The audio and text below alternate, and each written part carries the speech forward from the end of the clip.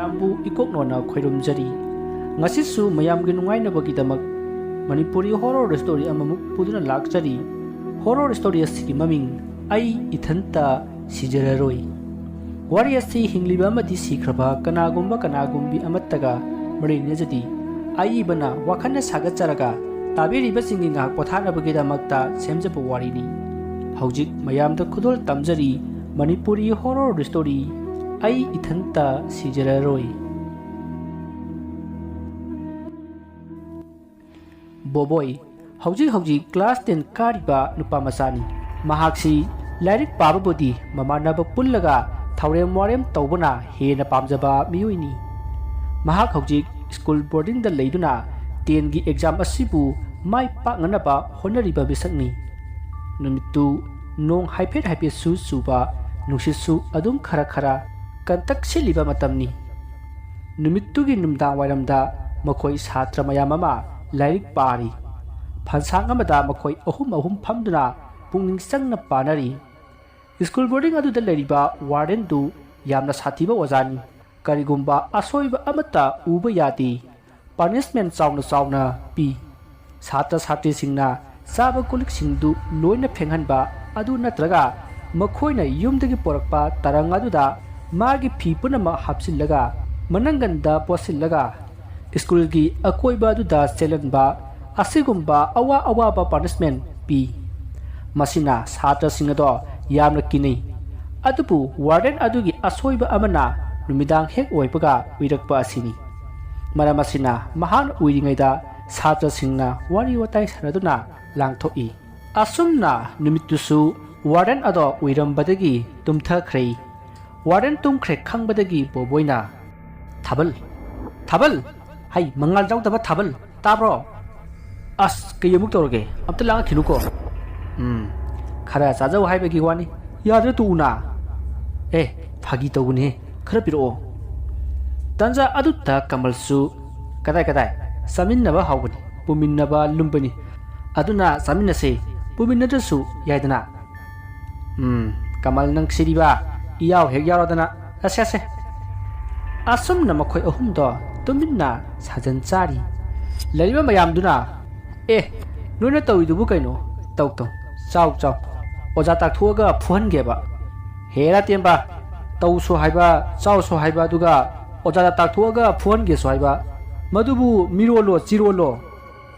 बोबोगी वादुदा मयाम वा नोइ मखोयना नोकपा अदुदा वार्डेन दो तारादुना परप लाइ अदुगा हाय लाइक पाव हारगा सिदा नोगा मु लेरबरा हा मदुदा बोबोइना सार सुमदौबुनि तेमबना उइबदुदा अइना सार लाए हाइजिनरगा लेपत हनबने अरुदा अइखोय मयाम नोकपनेदा सार नत्रने कमल हा माने सार अइखोय नोकपने हाय बोबोय लाइक तमाइ वनसिलु मौसिनगरु हंदक लांगा अदिने स्कूल गे प्लेग्राउंड सिदने नुंगादि फावबा उप्पग लेहंगदबनि आसी हाइरमलगा वार्डन दो चटख्रै मदुदा कमलना बोबोय कयो नंगना सारदा अमु केसिलिदुना होय महि केसनद्रदि जौजौ खुमरदि सिदा उमिसि पाइथोरओइद्रो अपंग सिदि होय ने सुमिने सैता ओइबा अखोय बाय बोबोयसे बुरा बिजानदोनि हे असुमना वारि सनदुना मतम कया हौख्रै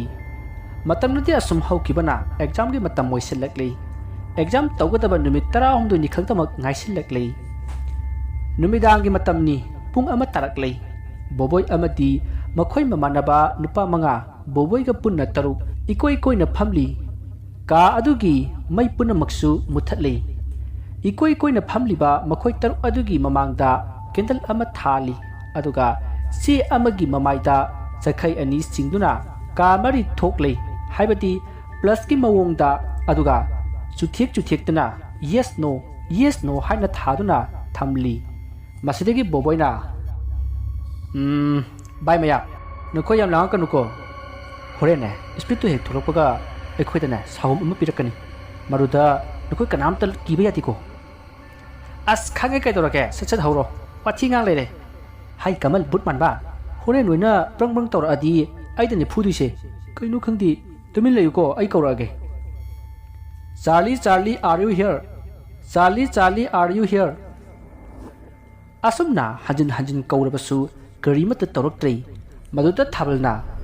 Hera ur paroidaba thabak thu mo chalu ada Asi hairamlaga phamung changki maduda mamanaba atei yasu Boboy kauro lakanda hairo ko hakoi changi Asumna hairamlaga mathang changnakhrei maduda boboy na Hera sibu ai thantagi ada tairo tumani aisu Asi hairamlaga mahaksu tumba changki Asumna makhoi mamanabasing aduga loinana boboy su tumkhrei masigi matung ngaihak leiraga makhoina thalamba candle do tapna asum loisillaklaga makhoina yes no iramba si aduda wairaktuna mai chatlakhi maduda kamalna uiri hagulakpada makhoina tumliba phamung ado maina sakpa khara hauduna leiramle maduda kamalna mai chae haiduna koilau lawrakhi masidagi mamanabasing adusu phuk haugatnarakle maduda maina ngarang chaambaduda makhoisu koilang langduna koilau lawnare I adumna koilau lawrakpa aduda warden su taraduna selakhi somduna boboina makhoigi thaganaba thamba batal le yauriba ising ado mai aduda haijinduna muthatnaba honari maduda warden su yokshilaktuna makhoigi bathroom gi syntax ta yauriba ising ado lawuraga ising haijinki asumna mai chakpa adudi kalhokhi masigi matung thodok asi karamna thokibano haiduna hanglakhi maruda satrasing aduna aikhoi lai khoirambagi candle thambado muthal hogre adudagini haina khumjinki adubu mai chakpagi thodok aduta thabal amati bobigi phirol phajup maina jamna sakhi maramasina makhoi anidi boboibu yamna sawniki adubu makhoi punna tawkhiba thabaknina boboida taisenbadi ngamkhide asumna numituma warden mai phajana season no haina sairamlaga masu magi kada sangkhri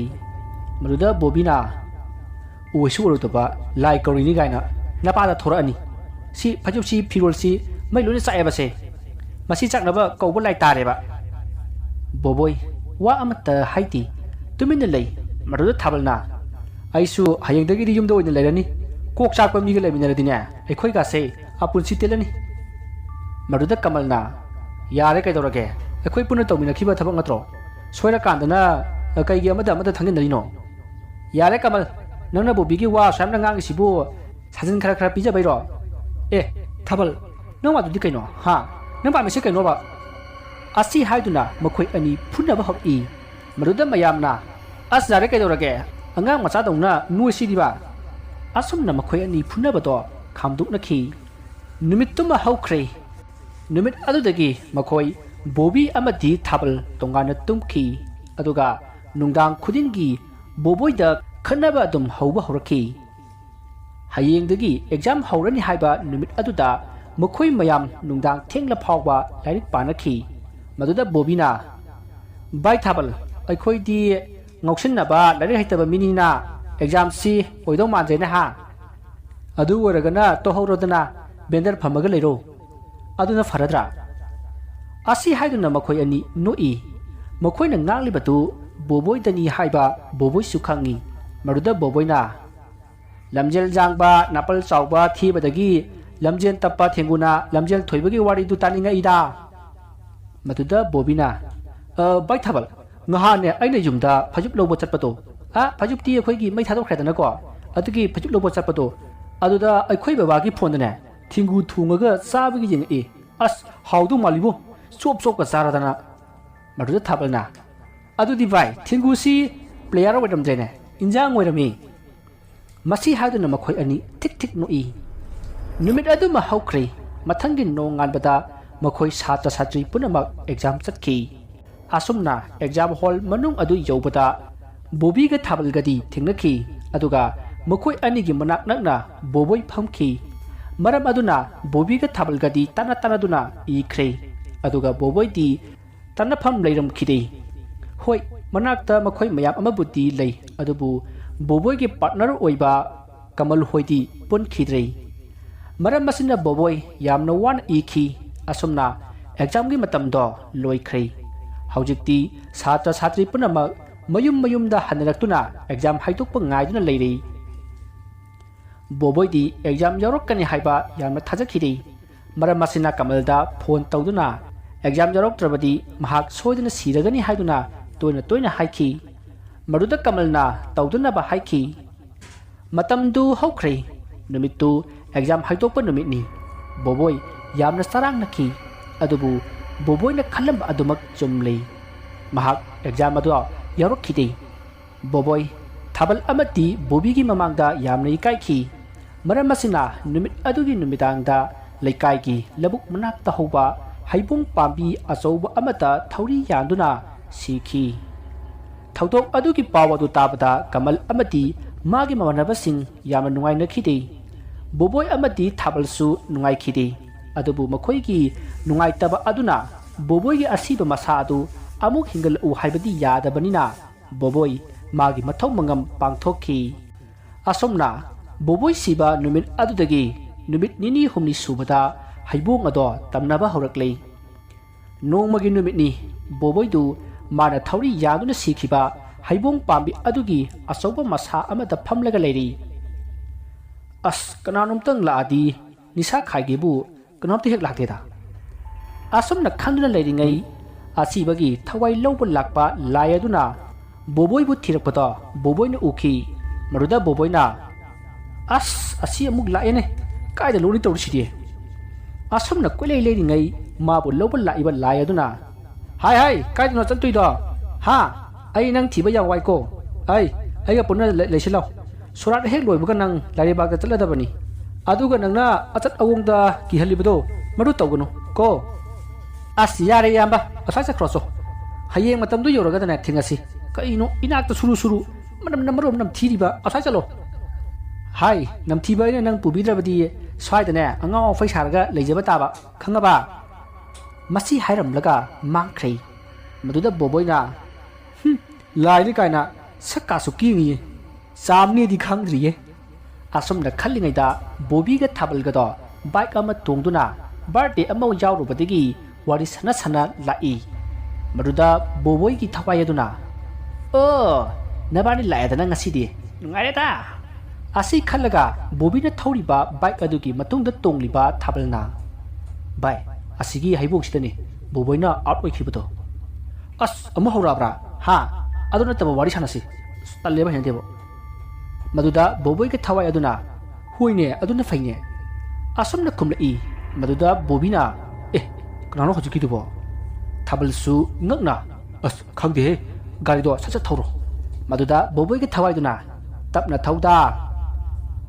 ꯕꯣꯕꯤꯗꯨ ꯒꯥꯔꯤꯗꯨ ꯈꯥꯝꯃꯤ ꯑꯗꯨꯒ ꯒꯥꯔꯤꯗꯒꯤ ꯐꯟ ꯂꯥꯎꯅ ꯆꯣꯡꯊꯣꯔꯛꯏ ꯑꯗꯨꯒ ꯀꯩꯅꯣꯅꯦ ꯍꯧꯖꯤꯛꯀꯤꯗꯨꯕꯣ ꯊꯥꯕꯜꯅ ꯈꯪꯗꯦꯍꯦ ꯌꯥꯔꯦ ꯑꯩ ꯊꯧꯔꯒꯦ ꯅꯪꯅꯅꯦ ꯃꯥꯒꯤ ꯃꯃꯤꯡ ꯄꯜꯂꯨꯕꯗꯨꯗꯒꯤ ꯂꯥꯛꯄ ꯁꯣꯏꯗꯅ ꯑꯣꯏꯔꯝꯒꯅꯤ ꯃꯗꯨꯗ ꯕꯣꯕꯤꯒꯤ ꯊꯋꯥꯏꯅ ꯅꯠꯇꯦꯗ ꯑꯁꯨꯝꯅ ꯈꯨꯝꯂꯛꯄ ꯑꯗꯨꯗ ꯃꯈꯣꯏ ꯑꯅꯤ ꯀꯨꯌꯦꯡ ꯌꯦꯡꯉꯤ ꯃꯇꯝ ꯑꯗꯨꯗ ꯕꯣꯕꯣꯏꯗꯣ ꯃꯈꯣꯏꯅ ꯂꯩꯔꯤꯕ ꯃꯐꯝ ꯑꯗꯨꯗꯒꯤ ꯈꯔ ꯂꯥꯞꯅ ꯂꯦꯞꯄꯒ ꯂꯩꯕꯗꯣ ꯎꯈꯤ ꯃꯗꯨ ꯎꯕꯗ ꯕꯣꯕꯤꯗꯤ ꯀꯤꯈꯤꯕꯅ ꯃꯁꯥ ꯑꯗꯣ ꯊꯛ ꯅꯤꯛꯂꯦ ꯇꯥꯟꯖꯥ ꯑꯗꯨꯗ ꯕꯣꯕꯣꯏꯒꯤ ꯊꯋꯥꯏ ꯑꯗꯨꯅ ꯃꯇꯨꯡ ꯍꯟꯗꯨꯅ ꯕꯣꯕꯤ ꯑꯃꯗꯤ ꯊꯥꯕꯜꯒꯤ ꯃꯅꯥꯛꯇ ꯆꯪꯁꯤꯜꯂꯛꯏ ꯃꯗꯨ ꯎꯕꯗ ꯊꯥꯕꯜ ꯑꯃꯗꯤ ꯕꯣꯕꯤ ꯒꯥꯔꯤꯗ ꯐꯠ ꯀꯥꯈꯠꯂꯒ ꯒꯥꯔꯤ ꯑꯗꯣ ꯁ꯭ꯇꯥꯔꯠ ꯇꯧꯗꯨꯅ ꯍꯣꯠꯇꯅ ꯊꯧꯈ꯭ꯔꯦ ꯃꯈꯣꯏ ꯑꯅꯤꯒꯤ ꯃꯇꯧꯗꯨꯗ ꯕꯣꯕꯣꯏ ꯌꯥꯝꯅ ꯍꯧꯅ ꯅꯣꯛꯈꯤ ꯄꯦꯜꯂꯤꯍꯦ ꯃꯈꯣꯏ ꯑꯅꯤꯗ ꯉꯁꯤ ꯉꯥꯏꯍꯥꯛ ꯈꯥꯏꯕꯁꯤꯗꯤ ꯁꯤꯔꯐꯥꯎ ꯍꯦꯛ ꯄꯦꯜꯂꯤ ꯑꯩꯈꯣꯏ ꯊꯋꯥꯏꯁꯤꯕꯨ ꯑꯃꯨꯛ ꯁꯤꯕꯒ ꯌꯥꯗꯕ ꯖꯥꯠꯂꯥ ꯌꯥꯔꯗꯤ ꯁꯤꯗꯣꯛꯀꯦꯕꯨ ꯑꯁꯨꯝꯅ ꯈꯜꯂꯒ ꯃꯍꯥꯛ ꯍꯩꯕꯣꯡ ꯄꯥꯝꯕꯤ ꯑꯗꯨꯗ ꯆꯨꯝꯗ꯭ꯔꯤꯡ ꯀꯥꯈꯠꯈ꯭ꯔꯦ ꯃꯁꯤꯒꯤ ꯃꯇꯨꯡ ꯃꯇꯝꯗꯣ ꯍꯧꯈ꯭ꯔꯦ ꯕꯣꯕꯣꯏ ꯃꯥꯒꯤ ꯁꯣꯔꯥꯠ ꯂꯣꯏꯗꯨꯅ ꯃꯍꯥꯛ ꯂꯥꯏꯔꯩꯕꯥꯛꯇ ꯂꯥꯛꯂꯦ ꯃꯇꯝ ꯑꯗꯨꯗ ꯃꯍꯥꯛꯅ ꯑꯁꯨꯝ ꯂꯥꯛꯄꯗ ꯆꯩꯔꯥꯛ ꯄꯤꯐꯝ ꯁꯪꯂꯦꯟ ꯍꯥꯏꯅ ꯊꯥꯕ ꯌꯨꯝ ꯑꯃꯗ ꯄꯨꯁꯤꯜꯂꯛꯂꯦ ꯃꯗꯨꯗ ꯃꯍꯥꯛꯄꯨ ꯂꯝꯖꯤꯡꯗꯨꯅ ꯄꯨꯔꯛꯂꯤꯕ ꯂꯥꯏ ꯑꯗꯨꯗ ꯏꯌꯥꯝꯕ ꯑꯩꯈꯣꯏꯅ ꯆꯪꯒꯗꯧꯔꯤꯕ ꯃꯐꯝꯁꯤꯕꯨ ꯀꯃꯥꯏꯅ ꯇꯧꯕꯅꯣ ꯍꯥꯏ ꯅꯤꯄꯥ ꯅꯪꯅ ꯇꯧꯈꯤꯕ ꯊꯕꯛꯁꯤꯡꯗꯨꯒꯤ ꯃꯍꯩꯗꯨꯅ ꯀꯔꯤ ꯆꯩꯔꯥꯛ ꯄꯤꯁꯤꯒꯦ ꯍꯥꯏꯕꯗꯨ ꯇꯥꯟꯅꯒꯗꯧꯔꯤꯕꯅꯤ ꯃꯗꯨ ꯇꯥꯟꯅꯐꯝꯅꯤ ꯆꯪꯉꯁꯤ ꯂꯥꯛꯑꯣ ꯑꯁ ꯑꯗꯨ ꯏꯌꯥꯝꯕ ꯑꯩꯉꯣꯟꯗ ꯀꯔꯤ ꯆꯩꯔꯥꯛ ꯄꯤꯔꯛꯀꯅꯤ ꯏꯌꯥꯝꯕꯅꯒ ꯈꯪꯕ ꯂꯩꯕ꯭ꯔꯣ ꯍꯦ ꯑꯗꯨꯗꯤ ꯑꯩ ꯈꯪꯗꯦ ꯑꯗꯨꯕꯨ ꯅꯪ ꯈꯔꯗꯤ ꯆꯦꯛꯁꯤꯜꯂꯨ ꯍꯩ ꯑꯐꯕ ꯅꯨꯡꯉꯥꯏꯕ ꯄꯤꯔꯛꯇꯧꯗꯤ ꯃꯥꯟꯗꯦ ꯑꯁ ꯀꯩꯅꯣ ꯍꯥꯏꯁꯤꯕꯣ ꯑꯁ ꯂꯣꯏꯔꯦꯗꯅ ꯑꯩ ꯑꯁꯨꯝꯅ ꯋꯥꯔꯤ ꯁꯥꯟꯅ ꯂꯥꯛꯄꯅ ꯌꯨꯝ ꯑꯗꯣ ꯌꯧꯔꯛꯂꯦ ꯌꯨꯝ ꯑꯗꯨꯒꯤ ꯃꯥꯡꯒꯣꯜꯗ ꯃꯤ ꯃꯌꯥꯝ ꯑꯃꯁꯨ ꯂꯩꯔꯝꯃꯤ ꯃꯁꯤꯗꯒꯤ ꯕꯣꯕꯣꯏꯕꯨ ꯄꯣꯔꯛꯄ ꯂꯥꯏ ꯑꯗꯨꯅ ꯕꯣꯕꯣꯏꯗ ꯃꯈꯣꯏꯅ ꯀꯧꯔꯛꯄ ꯉꯥꯏꯌꯨ ꯍꯥꯏꯅ ꯃꯐꯝ ꯑꯗꯨꯗ ꯐꯝꯍꯜꯂꯝꯂꯒ ꯆꯠꯈ꯭ꯔꯦ ꯃꯁꯤꯗꯒꯤ ꯕꯣꯕꯣꯏꯁꯨ ꯃꯅꯥꯛ ꯑꯗꯨꯋꯥꯏꯗ ꯐꯝꯂꯤꯕ ꯃꯌꯥꯝ ꯑꯗꯨꯗ ꯐꯝꯂꯤ ꯑꯁꯨꯝꯅ ꯐꯝꯂꯤꯉꯩ ꯈꯪꯍꯧꯗꯅ ꯌꯨꯝ ꯑꯗꯨꯗꯒꯤ ꯅꯨꯄꯥ ꯑꯃ ꯀꯟꯅ ꯀꯥꯎꯊꯣꯔꯛꯏ ꯃꯗꯨꯗ ꯅꯨꯄꯥ ꯑꯗꯣ ꯌꯨꯝ ꯑꯗꯨꯒꯤ ꯁꯨꯃꯥꯡꯗ ꯁꯨꯇ꯭ꯔꯦꯛ ꯅꯥꯇ꯭ꯔꯦꯛ ꯇꯥꯏ ꯃꯗꯨ ꯎꯕꯗ ꯕꯣꯕꯣꯏꯒꯤ ꯃꯅꯥꯛꯇ ꯂꯩꯕ ꯅꯨꯄꯥ ꯑꯃꯗꯤ ꯀꯤꯗꯨꯅ ꯆꯦꯟꯒꯦ ꯇꯧꯕꯗ ꯂꯥꯏꯃꯨ ꯑꯋꯥꯡꯕ ꯑꯃꯅ ꯇꯅꯗꯨꯅ ꯐꯥꯈꯤ ꯑꯗꯨꯒ ꯂꯩꯃꯥꯏꯗ ꯐꯧꯕꯤ ꯍꯥꯏꯗꯠꯄꯒꯨꯝ ꯕꯝ ꯕꯝ ꯍꯥꯏꯗꯠꯂꯤ ꯑꯗꯨꯒ ꯌꯨꯝ ꯑꯗꯨꯒꯤ ꯃꯥꯡꯒꯣꯜꯗ ꯂꯪꯁꯤꯜꯂꯛꯏ ꯃꯗꯨ ꯎꯕꯗ ꯕꯣꯕꯣꯏꯗꯤ ꯀꯤꯕꯅ ꯂꯣꯏꯔꯦ ꯃꯇꯝꯗꯨꯗ ꯃꯍꯥꯛꯅ ꯈꯜꯂꯤ ꯑꯁ ꯁꯤꯔꯝꯗ꯭ꯔꯁꯨ ꯐꯔꯝꯗꯧꯅꯤ ꯑꯩꯉꯣꯟꯗꯅ ꯀꯔꯤꯕꯨ ꯇꯧꯔꯛꯀꯗꯧꯔꯤꯕꯖꯥꯠꯅꯣ ꯑꯁꯨꯝꯅ ꯈꯟꯗꯨꯅ ꯀꯤꯗꯨꯅ ꯂꯩꯔꯤꯉꯩ ꯅꯨꯄꯤ ꯑꯃꯒꯤ ꯃꯃꯤꯡ ꯀꯧꯔꯛꯏ ꯃꯁꯤꯗꯒꯤ ꯅꯨꯄꯤ ꯑꯗꯣ ꯏꯃꯨꯡꯗ ꯆꯪꯈ꯭ꯔꯦ ꯃꯁꯤꯗꯒꯤ ꯉꯥꯏꯍꯥꯛ ꯂꯩꯔꯒ ꯅꯨꯄꯥ ꯑꯍꯨꯝꯒꯤ ꯃꯃꯤꯡ ꯀꯧꯔꯛꯏ ꯃꯗꯨꯗ ꯍꯧꯖꯤꯛ ꯆꯦꯟꯒꯦ ꯇꯧꯕ ꯂꯥꯏꯃꯨꯅ ꯐꯨꯈꯤꯕ ꯅꯨꯄꯥ ꯑꯗꯨ ꯌꯥꯎꯅ ꯃꯈꯣꯏ ꯑꯍꯨꯝ ꯌꯨꯝ ꯑꯗꯨꯗ ꯆꯪꯈꯤ ꯂꯩꯔꯤꯕ ꯃꯌꯥꯝꯗꯨ ꯀꯔꯤ ꯇꯧꯔꯛꯀꯗꯧꯔꯤꯕ ꯖꯥꯠꯅꯣ ꯍꯥꯏꯗꯨꯅ ꯇꯨꯃꯤꯟ ꯂꯩꯅꯩ ꯑꯁꯣꯝꯗ ꯌꯨꯝ ꯃꯅꯨꯡꯗꯅ ꯍꯥꯏ ꯆꯧꯀꯤꯗꯥꯔ ꯁꯤꯔꯥ ꯑꯐꯥꯎꯕ ꯑꯍꯨꯝ ꯍꯥꯏꯕꯗꯣ ꯃꯥꯅꯤ ꯁꯥꯔ ꯍꯥꯏ ꯅꯈꯣꯏ ꯑꯍꯨꯝꯒꯤ ꯃꯔꯛꯇ ꯀꯔꯝꯕꯅꯣ ꯅꯨꯄꯤ ꯃꯆꯥꯁꯤ ꯐꯥꯅꯅꯕ ꯄ꯭ꯂꯥꯟ ꯇꯧꯕꯗꯣ ꯍꯥꯏꯔꯣ ꯁꯥꯔ ꯃꯥꯅꯅꯤ ꯏꯁ ꯀꯔꯤ ꯑꯩꯅꯗꯤ ꯀꯥꯏꯅ ꯈꯦꯂꯦꯔ ꯅꯠꯇ꯭ꯔꯥ ꯑꯩꯅ ꯀꯥꯏꯗ ꯇꯧꯔꯤꯕ ꯅꯣꯏꯅ ꯍꯥꯟꯅ ꯍꯧꯔꯛꯄ ꯅꯠꯇ꯭ꯔꯣ ꯑꯣꯔꯗꯔ ꯍꯧꯖꯤꯛ ꯑꯃꯅ ꯑꯃꯗ ꯃꯔꯥꯜ ꯊꯪꯖꯤꯟꯅꯕꯒꯤ ꯃꯇꯝ ꯂꯩꯇꯦ ꯌꯥꯝ ꯁꯦꯡꯅ ꯍꯥꯏꯌꯨ ꯀꯅꯥꯅ ꯍꯧꯕꯅꯣ ꯁꯥꯔ ꯑꯩꯅ ꯍꯧꯔꯨꯕꯅꯦ ꯑꯩ ꯁꯣꯏꯈ꯭ꯔꯦ ꯁꯥꯔ ꯐꯩ ꯑꯗꯨꯗꯤ ꯅꯪꯒꯤ ꯑꯐꯕ ꯈꯟꯕ ꯉꯝꯗꯕ ꯅꯀꯣꯛꯇꯣ ꯍꯧꯖꯤꯛ ꯆꯥꯝꯕ ꯇꯥꯔꯦ ꯍꯥꯏ ꯀꯅꯥ ꯂꯩ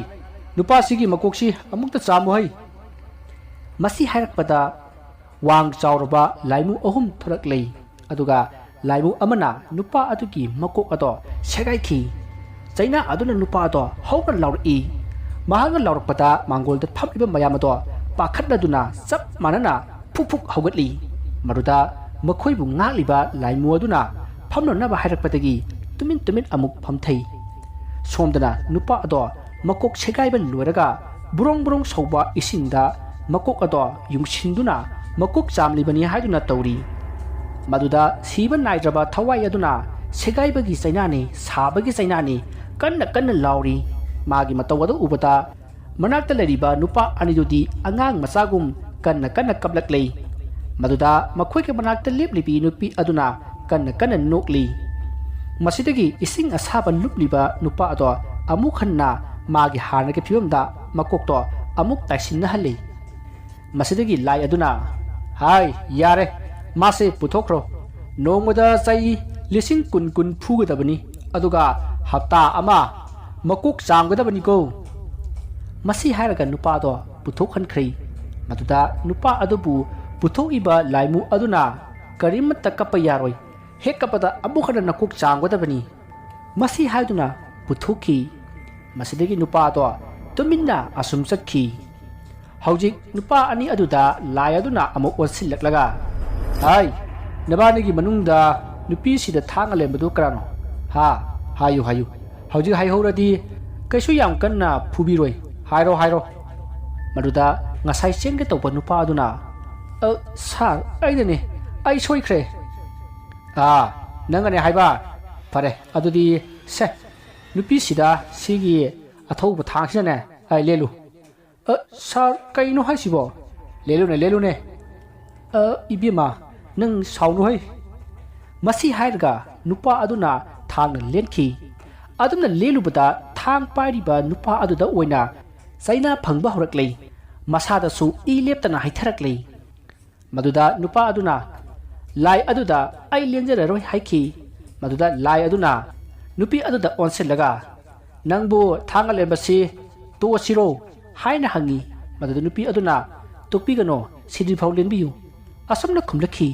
maduda nupa aduna has sidri phau as ai loredana asomna thanga lenbagi saina to khangna adum leli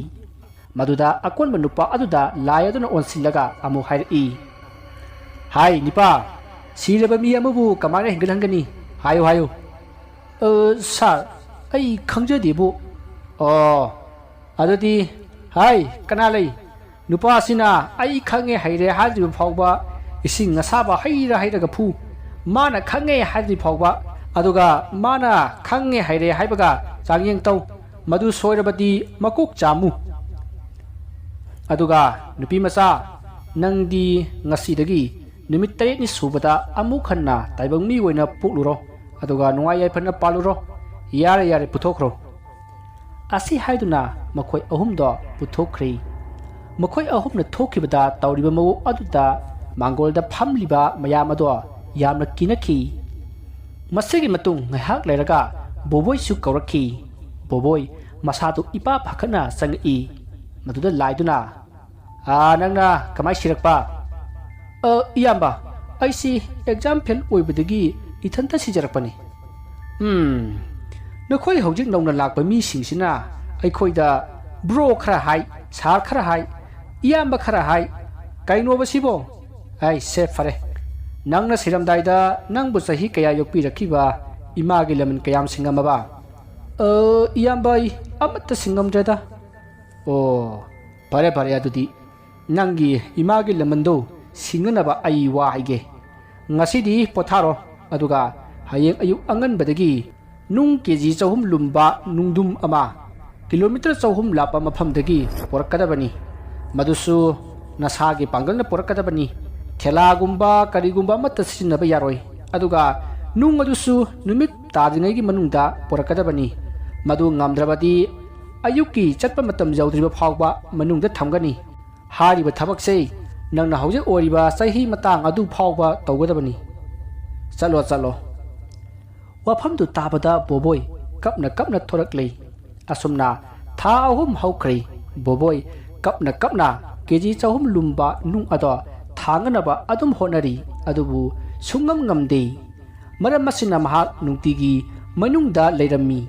ꯃꯗꯨꯗ ꯃꯍꯥꯛꯅ ꯈꯜꯂꯤ ꯑꯩꯅꯦ ꯏꯊꯟꯇ ꯁꯤꯖꯔꯔꯣꯏꯀꯣ ꯃꯌꯥꯝꯁꯨꯅꯦ ꯏꯊꯟꯇ ꯁꯤꯕꯤꯔꯅꯨꯀꯣ ꯁꯤꯔꯒ ꯃꯩꯆꯥꯛ ꯀꯣꯛꯏ ꯒꯥꯏꯅ ꯃꯩꯆꯥꯛꯇꯨꯝ ꯍꯦꯟꯒꯠꯂꯤ ꯑꯁꯨꯝꯅ ꯀꯞꯅ ꯕꯣꯕꯣꯏ ꯃꯥꯒꯤ ꯆꯩꯔꯥꯛ ꯑꯗꯣ ꯃꯈꯥ ꯆꯠꯊꯈꯤ ꯋꯥꯔꯤ ꯑꯁꯤ ꯃꯇꯥꯡ ꯑꯁꯤꯗ ꯂꯣꯏꯖꯔꯤ ꯋꯥꯔꯤ ꯑꯁꯤꯗ ꯁꯣꯏꯈꯤꯕ ꯂꯥꯟꯈꯤꯕ ꯋꯥꯍꯩ ꯋꯥꯇꯥ ꯈꯤꯕꯤ ꯇꯥꯕꯤꯔꯤꯕꯁꯤꯡꯅ ꯄꯨꯛꯆꯦꯜ ꯆꯥꯎꯅ ꯉꯥꯛꯄꯤꯒꯅꯤ ꯃꯊꯪꯒꯤ ꯋꯥꯔꯤ ꯑꯁꯤ ꯑꯃꯨꯛ ꯃꯌꯥꯝ ꯄꯨꯟꯅ ꯇꯥꯃꯤꯟꯅꯔꯁꯤ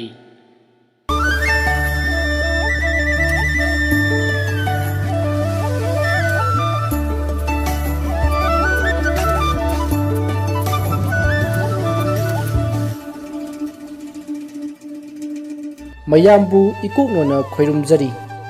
ꯉꯁꯤꯁꯨ ꯃꯌꯥꯝꯒ ꯅꯨꯡꯉꯥꯏꯅꯕꯒꯤꯗꯃꯛ ꯃꯅꯤꯄꯨꯔꯤ ꯐꯨꯡꯒꯥꯋꯥꯔꯤ ꯑꯃ ꯄꯨꯗꯨꯅ ꯂꯥꯛꯆꯔꯤ ꯐꯨꯡꯒꯥꯋꯥꯔꯤ ꯑꯁꯤꯒꯤ ꯃꯃꯤꯡ ꯏꯇꯥ ꯂꯥꯏꯙꯤꯕꯤ ꯋꯥꯔꯤ ꯑꯁꯤꯒꯤ ꯑꯏꯕꯅ ꯙꯔꯃꯦꯟ ꯋꯥꯔꯤ ꯑꯁꯤ ꯃꯌꯥꯝ ꯄꯨꯟꯅ ꯇꯥꯃꯤꯟꯅꯔꯁꯤ ꯈꯨꯡꯒꯪ ꯑꯃꯒꯤ ꯇꯨꯔꯦꯟ ꯃꯄꯥꯟꯗ ꯇꯥꯕ ꯈꯨꯡꯒꯪ ꯑꯗꯨꯒꯤ ꯃꯄꯥꯟ ꯑꯣꯏꯔꯞꯅ ꯂꯩꯕ ꯏꯃꯨꯡ ꯑꯃꯒꯤ ꯋꯥꯔꯤꯅꯤ ꯏꯃꯨꯡ ꯑꯁꯤꯗ ꯃꯃꯥ ꯃꯄꯥ ꯑꯃꯁꯨꯡ ꯄꯤꯛꯂꯤꯕꯤ ꯅꯨꯄꯤ ꯃꯆꯥ ꯃꯈꯣꯏ ꯑꯍꯨꯝꯒꯤ ꯋꯥꯔꯤꯅꯤ ꯃꯃꯥ ꯃꯄꯥꯒꯤ ꯑꯃꯠꯇ ꯄꯣꯛꯆꯕꯤ ꯃꯆꯥ ꯑꯣꯏꯕꯅ ꯃꯃꯥ ꯃꯄꯥꯅ ꯃꯍꯥꯛꯄꯨ ꯂꯨꯅ ꯆꯥꯟꯅ ꯇꯧꯕꯤꯔꯝꯃꯤ ꯅꯨꯄꯤ ꯃꯆꯥ ꯑꯁꯤꯅ ꯄꯤꯛꯂꯤꯉꯩꯗꯒꯤ ꯍꯧꯅ ꯂꯥꯏꯙꯤꯕꯤ ꯁꯥꯟꯅꯕ ꯌꯥꯝꯅ ꯄꯥꯝꯖꯔꯛꯏ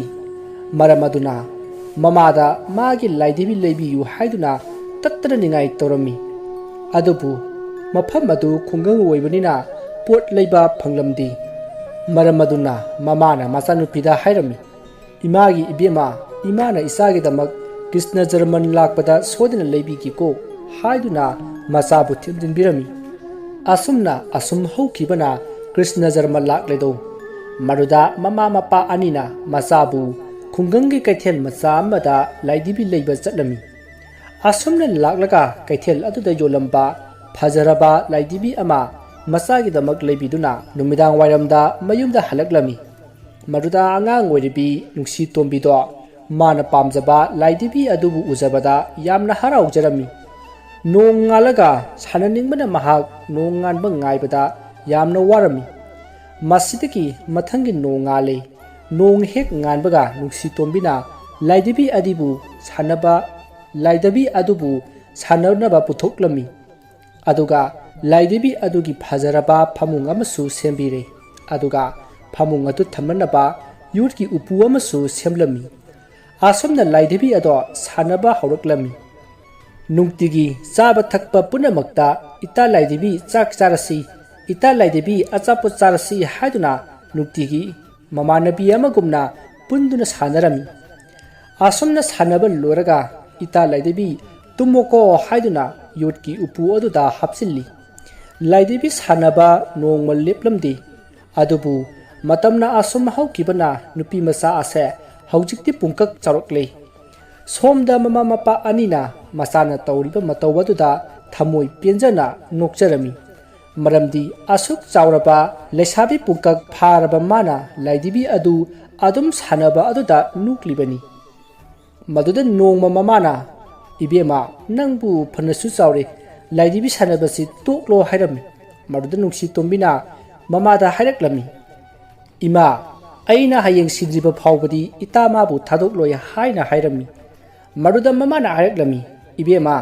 nangna leisabi phaduna luhungbagi matam jawraba kanda karamna tawgani mahakpu puduna chatkadra haiduna mamana hanglaklami maruda machanupina hairami ima aidi kedawnungda ita laidibi mabu thadokduna luhongloi aina migi mayumda chatkrabadi ita mabu kanana chak pijabigani kanana tumhanbigani asomna mama macha wari sanakhi adubu matamnadi asum haukibana nuksi tombi nongmagi haukibana leisabi mapung pharakle yengbagi penba naidaba masak matau phajabi leisabi macha ma haibado oirami auba ahan kanana macha mamau oiningi aduga inkhallakliba pakhang macha kayana magi taloi oininglami asomna punamak nungsi tombigi phajabada kalakpa kayaki mitafam oiraklami adubu matamna kanabu su ngaibidi nungsi tombigi mama mapada machabu mamo oijarage haiba lakpa misingna yaman khibana phida thanaba ngamlamdi mina khanbana ama isorna tambana ama onthokpani mama mapana machabu kuina thamba pamdre aduna luhongbagi ayaba pirami maram aduna nungsi tombi luhongba tarami adubu nungsi tombina mahaki angang oiringaidagi sanamina laklaba thawaidagi su hena nungsi jariba mata laidebi adubu kainagini khanbada mahak sagani thakani haiba phawba kauduna kaptuna adumak lerami matamde asum haukibana luhongbagi matam kusilaktre aduna noma numit amada mata laidebibu yurki upu manungdagi lokthoklaga hairi ita aigi luhongbagi matam kusilaktre aduna ita aina itabu thadokduna chatpa tare haiduna kaplami adubu isorna asumna thu haina tamlambana laidebi ado wa ngangba horoklami madu ubada nungsi tombi angakpana thalli matamaduda laidebi aduna hairi ita nang aiga kainaba tare ita nangna taibang mini aduga aina phina saba laidibini ita na aibu nungsijaba ubadagi aibu isorna chanbiduna lon thohan bire ita nanga aiga kainaramdai asida ita na apamba bor amatangdi nata aingondagi nijau aduga ita aina pigadoriba bor ase kanagumbi miyoy amatada haidokpa yadi karigumba ita na haidoklabadi ita nahak mafam madu matada thaudu nung ongadoribani asumna laidebi aduna hairaklami adubu nungsi tombina bor ado pak hek niba ngamlamdi maduda laidebi aduna kanna taklakpadagi nungsi tombina hoi ita na bor pige hairabadi sanga linkang uchek oya singi maron khangba ngamba bor ado bibiyu haina haijarami maduda laidebi aduna adumak phangba oijaro haina bor pibirami numit khara lairagadi luhongbagi matam oirami nungsi tombi luhonglagani khanbadagi laidebi aduna matada hairaklami ita nahakna luhongbagi matam jawdringaida nata aihakpu maningi laphu makhongda phumbiramu haina laidebi aduna hairami maruda nungsi tombina angakpa phangna kapjarami aduga hairaklami ita nanga aiga mapok khudingda thingnasiko haiduna kapjarami masigi matung laidebi adubu laphu makhongda phumjinbirami matamgi matung inna nungsi tombi luhongduna mahak mapuroibagi yumda leirami onthokpagi maraibak haibaduni mamitta macha amata uramti ꯃꯁꯤꯅ ꯃꯔꯝ ꯑꯣꯏꯔꯒ ꯃꯅꯦꯝꯕꯣꯛ ꯃꯄꯨꯔꯣꯏꯕꯅ ꯅꯨꯡꯁꯤꯇꯣꯝꯕꯤꯕꯨ ꯑꯣꯠꯄ ꯅꯩꯕ ꯍꯧꯔꯛꯂꯝꯃꯤ꯫ ꯈꯣꯡꯊꯥꯡ ꯈꯨꯗꯤꯡ ꯌꯦꯡꯁꯤꯜꯂꯝꯃꯤ꯫ ꯅꯨꯡꯁꯤꯇꯣꯝꯕꯤꯅ ꯃꯌꯨꯝ ꯄꯥꯜꯂꯤꯕ ꯃꯐꯝ ꯑꯗꯨꯗ ꯑꯆꯧꯕ ꯇꯨꯔꯦꯜ ꯑꯃ ꯂꯩꯔꯝꯃꯤ꯫ ꯃꯗꯨꯗ ꯂꯝ ꯑꯗꯨꯒꯤ ꯏꯔꯨꯖꯐꯝ ꯑꯣꯏꯔꯝꯃꯤ꯫ ꯅꯨꯡꯁꯤꯇꯣꯝꯕꯤꯁꯨ ꯅꯨꯃꯤꯠ ꯈꯨꯗꯤꯡꯒꯤ ꯇꯨꯔꯦꯜ ꯑꯁꯤꯗ ꯏꯔꯨꯖꯕ ꯂꯥꯛꯂꯝꯃꯤ꯫ ꯑꯗꯨꯕꯨ ꯃꯍꯥꯛꯇꯤ ꯁꯥꯁꯤꯡꯒꯤ ꯃꯔꯣꯜ ꯈꯪꯕꯅꯤꯅ ꯁꯥꯁꯤꯡꯒꯤ ꯃꯔꯣꯟ ꯇꯥꯕꯗ ꯀꯟꯅ ꯀꯟꯅ ꯅꯣꯛꯂꯝꯃꯤ꯫ ꯃꯍꯥꯛꯀꯤ ꯃꯅꯦꯝꯄꯣꯛꯅ ꯅꯨꯡꯁꯤꯇꯣꯝꯕꯤꯒꯤ ꯃꯇꯧ ꯑꯗꯨ ꯎꯕꯗ ꯃꯆꯥꯅꯨꯄꯥꯗ ꯄꯥꯎ ꯄꯪꯇꯝꯗ ꯇꯝꯁꯤꯟꯗꯨꯅ ꯅꯨꯡꯁꯤꯇꯣꯝꯕꯤꯕꯨ ꯐꯨꯕꯤ ꯆꯩꯕꯤꯔꯝꯃꯤ꯫ ꯅꯣꯡꯃꯗꯤ ꯅꯨꯡꯁꯤꯇꯣꯝꯕꯤꯅ ꯇꯨꯔꯦꯜꯗ ꯏꯔꯨꯖꯕ ꯂꯥꯛꯄꯗ ꯀ꯭ꯋꯥꯛ ꯑꯃꯅ ꯂꯥꯛꯇꯨꯅ ꯈꯣꯡꯂꯝꯃꯤ꯫ ꯀ꯭ꯋꯥꯛ ꯑꯁꯤꯅ ꯈꯣꯡꯗꯨꯅ ꯍꯥꯏꯔꯛꯏ, "ꯉꯁꯤꯗꯒꯤ ꯅꯨꯃꯤꯠ 8ꯅꯤꯒꯤ ꯃꯅꯨꯡꯗ ꯃꯤ ꯑꯁꯤꯕ ꯑꯃ ꯇꯥꯎꯊꯔꯛꯀꯗꯧꯔꯤ꯫ ꯍꯥꯏꯔꯤꯕ ꯑꯁꯤꯕ ꯃꯤ ꯑꯗꯨꯒꯤ ꯈꯨꯠꯀꯤ ꯈꯨꯅꯤꯡꯊꯧꯒꯤ ꯈꯨꯠꯁꯥꯗ ꯁꯅꯥ ꯈꯨꯗꯣꯞ ꯌꯥꯏꯑꯣꯏꯕ ꯑꯃ ꯁꯤꯕꯅꯤ"꯫ ꯑꯁꯤ ꯍꯥꯏꯗꯨꯅ ꯀ꯭ꯋꯥꯛ ꯑꯗꯨꯅ ꯈꯣꯡꯂꯝꯃꯤ꯫ ꯑꯗꯨꯝꯅ ꯈꯣꯡꯂꯤꯕ ꯑꯗꯨ ꯅꯨꯡꯁꯤꯇꯣꯝꯕꯤꯅ ꯇꯥꯔꯝꯃꯤ꯫ ꯃꯁꯤꯗꯒꯤ ꯅꯨꯡꯁꯤꯇꯣꯝꯕꯤꯅ ꯀꯨꯏꯅ ꯍꯜꯂꯛꯇꯕ ꯑꯗꯨꯗ ꯃꯅꯦꯝꯕꯣꯛꯇꯣ ꯌꯥꯝꯅ ꯁꯥꯎꯔꯝꯃꯤ꯫ ꯃꯅꯦꯝꯕꯣꯛꯇꯨꯅ ꯈꯜꯂꯝꯃꯤ, ꯅꯣꯡꯃꯗꯤ ꯁꯣꯏꯗꯅ ꯅꯨꯡꯁꯤꯇꯣꯝꯕꯤꯅ ꯏꯔꯨꯖꯕ ꯆꯠꯄꯗ ꯃꯇꯨꯡ ꯏꯟꯅꯗꯨꯅ ꯃꯥꯅ ꯇꯨꯔꯦꯜꯗ ꯀꯔꯤ ꯇꯧꯔꯤ ꯍꯥꯏꯕꯗꯨ ꯌꯦꯡꯒꯦ ꯍꯥꯏꯅ ꯈꯜꯂꯝꯃꯤ꯫ ꯅꯣꯡꯃꯒꯤ ꯅꯨꯃꯤꯠ ꯑꯃꯅꯤ ꯅꯨꯡꯁꯤꯇꯣꯝꯕꯤ ꯃꯍꯧꯁꯥꯒꯨꯝ ꯇꯨꯔꯦꯜ ꯑꯗꯨꯗ ꯏꯔꯨꯖꯕ ꯆꯠꯂꯝꯃꯤ꯫ ꯃꯗꯨꯗ ꯃꯅꯦꯝꯕꯣꯛꯇꯣ ꯇꯨꯃꯤꯟꯅ ꯃꯇꯨꯡꯗ ꯏꯟꯅꯔꯛꯂꯝꯃꯤ꯫ ꯅꯨꯡꯁꯤꯇꯣꯝꯕꯤꯅ ꯇꯨꯔꯦꯜ ꯍꯦꯛ ꯌꯧꯕꯒ ꯉꯍꯥꯟ ꯀ꯭ꯋꯥꯛ ꯑꯃꯅ ꯈꯣꯡꯈꯤꯕ ꯍꯥꯏꯈꯤꯕ ꯅꯨꯄꯥ ꯑꯗꯨ ꯅꯨꯡꯁꯤꯇꯣꯝꯕꯤꯅ ꯏꯔꯨꯖꯒꯗꯧꯔꯤꯕ ꯃꯅꯥꯛ ꯑꯗꯨꯗ ꯂꯩꯕ ꯎꯔꯝꯃꯤ꯫ ꯃꯗꯨꯗ ꯃꯍꯥꯛꯅ ꯈꯜꯂꯝꯃꯤ, ꯅꯨꯄꯥ ꯑꯁꯤꯒꯤ ꯃꯈꯨꯠꯇ ꯌꯥꯎꯔꯤꯕ ꯁꯅꯥ ꯈꯨꯗꯣꯞ ꯑꯁꯤ ꯐꯪꯂꯕꯗꯤ ꯑꯩꯈꯣꯏ ꯁꯣꯏꯗꯅ ꯅꯨꯡꯉꯥꯏꯔꯒꯅꯤ꯫ ꯑꯁꯤ ꯈꯟꯗꯨꯅ ꯑꯁꯤꯕ ꯅꯨꯄꯥ ꯑꯗꯨꯒꯤ ꯃꯅꯥꯛꯇ ꯆꯪꯁꯤꯟꯗꯨꯅ ꯏꯁꯤꯡ ꯃꯊꯛꯇ ꯇꯥꯎꯔꯤꯕ ꯅꯨꯄꯥ ꯑꯗꯨꯒꯤ ꯈꯨꯗꯣꯞ ꯑꯗꯣ ꯂꯧꯊꯣꯛꯅꯅꯕ ꯍꯣꯠꯅꯔꯝꯃꯤ꯫ ꯑꯗꯨꯕꯨ ꯃꯤ ꯑꯁꯤꯕ ꯑꯗꯨꯒꯤ ꯃꯈꯨꯠ ꯑꯗꯨꯗꯤ ꯄꯣꯝꯈꯠꯄꯅ ꯃꯔꯝ ꯑꯣꯏꯔꯒ ꯈꯨꯗꯣꯞ ꯑꯗꯣ ꯂꯧꯊꯣꯛꯄ ꯌꯥꯔꯝꯗꯦ꯫ ꯃꯔꯝ ꯑꯗꯨꯅ ꯃꯌꯥꯅ ꯆꯤꯛꯇꯨꯅ ꯂꯧꯊꯣꯛꯅꯅꯕ ꯍꯣꯠꯅꯔꯝꯃꯤ꯫ ꯑꯗꯨꯕꯨ ꯉꯁꯥꯏꯗꯒꯤ ꯂꯨꯝꯗꯨꯅ ꯌꯦꯡꯂꯤꯕ ꯃꯅꯦꯝꯕꯣꯛꯅ ꯇꯧꯔꯤꯕꯁꯤꯡ ꯑꯗꯣ ꯂꯣꯏꯅ ꯎꯔꯝꯃꯤ꯫ ꯃꯗꯨꯗ ꯃꯅꯦꯝꯕꯣꯛ ꯑꯗꯨꯅ ꯃꯁꯤꯗꯤ ꯍꯤꯡꯆꯥꯕꯤꯅꯤ ꯍꯥꯏꯗꯨꯅ ꯃꯥꯒꯤ ꯃꯆꯥꯅꯨꯄꯥꯗ ꯇꯝꯂꯝꯃꯤ꯫ ꯃꯁꯤꯗꯒꯤ ꯅꯨꯡꯁꯤꯇꯣꯝꯕꯤꯒꯤ ꯅꯨꯄꯥ ꯑꯗꯨꯅ ꯅꯨꯡꯁꯤꯇꯣꯝꯕꯤꯕꯨ ꯇꯨꯔꯦꯜꯗꯒꯤ ꯀꯥꯔꯛꯄ ꯉꯥꯏꯔꯝꯃꯤ꯫ ꯅꯨꯡꯁꯤꯇꯣꯝꯕꯤꯁꯨ ꯏꯔꯨꯖꯕ ꯂꯣꯏꯗꯨꯅ ꯃꯌꯨꯝꯗ ꯍꯜꯂꯛꯂꯝꯃꯤ꯫ ꯑꯗꯨꯕꯨ ꯊꯣꯡꯒꯥꯟ ꯍꯦꯛ ꯌꯧꯕꯒ ꯊꯣꯡꯒꯥꯟꯗ ꯉꯥꯏꯔꯝꯂꯤꯕ ꯃꯍꯥꯛꯀꯤ ꯅꯨꯄꯥꯅ ꯍꯥꯏꯔꯛꯏ, "ꯍꯥꯏ ꯍꯤꯡꯆꯥꯕꯤ, ꯅꯪ ꯌꯨꯝꯗ ꯆꯪꯉꯛꯄ ꯌꯥꯔꯣꯏ" ꯍꯥꯏꯔꯛꯂꯝꯃꯤ꯫ ꯑꯁꯨꯝꯅ ꯆꯩꯗꯨꯅ ꯅꯨꯡꯁꯤꯇꯣꯝꯕꯤꯕꯨ ꯌꯨꯝ ꯑꯗꯨꯗꯒꯤ ꯇꯥꯟꯊꯣꯛꯄꯤꯔꯝꯃꯤ꯫ ꯎꯄꯥꯏ ꯂꯩꯇ꯭ꯔꯕ ꯅꯨꯡꯁꯤꯇꯣꯝꯕꯤ ꯁꯣꯔꯣꯛꯀꯤ ꯆꯤꯗꯥꯏꯗ ꯀꯞꯇꯨꯅ ꯐꯝꯂꯝꯃꯤ꯫ ꯃꯇꯝ ꯑꯗꯨꯗ ꯂꯩꯕꯥꯛꯀꯤ ꯅꯤꯡꯊꯧ ꯑꯗꯣ ꯂꯝ ꯀꯣꯏꯕ ꯊꯣꯔꯛꯂꯝꯃꯤ꯫ ꯃꯗꯨꯗ ꯅꯨꯡꯁꯤꯇꯣꯝꯕꯤꯅ ꯀꯞꯇꯨꯅ ꯐꯝꯗꯨꯅ ꯂꯩꯕ ꯑꯗꯣ ꯅꯤꯡꯊꯧ ꯑꯗꯨꯅ ꯎꯔꯝꯃꯤ꯫ ꯃꯗꯨꯗ ꯅꯤꯡꯊꯧꯅ ꯃꯥꯒꯤ ꯃꯅꯥꯏ ꯑꯃꯗ ꯍꯥꯏꯔꯝꯃꯤ, "ꯃꯁꯤꯗ ꯐꯝꯂꯤꯕꯤ ꯅꯨꯄꯤ ꯃꯆꯥ ꯑꯁꯤ ꯀꯔꯤ ꯃꯔꯝꯒꯤꯅꯣ ꯍꯪꯉꯨꯆꯣ" ꯍꯥꯏꯅ ꯍꯥꯏꯔꯛꯂꯝꯃꯤ꯫ ꯃꯗꯨꯗ ꯃꯅꯥꯏ ꯑꯃꯅ ꯆꯪꯁꯤꯟꯗꯨꯅ ꯀꯔꯤꯒꯤ ꯀꯞꯂꯤꯕꯅꯣ ꯍꯥꯏꯅ ꯍꯪꯂꯝꯃꯤ꯫ ꯃꯗꯨꯗ ꯅꯨꯡꯁꯤꯇꯣꯝꯕꯤꯅ ꯊꯣꯛꯈꯤꯕ ꯋꯥꯔꯤ ꯄꯨꯝꯕ ꯅꯤꯡꯊꯧꯒꯤ ꯃꯅꯥꯏ ꯑꯗꯨꯗ ꯂꯤꯔꯝꯃꯤ꯫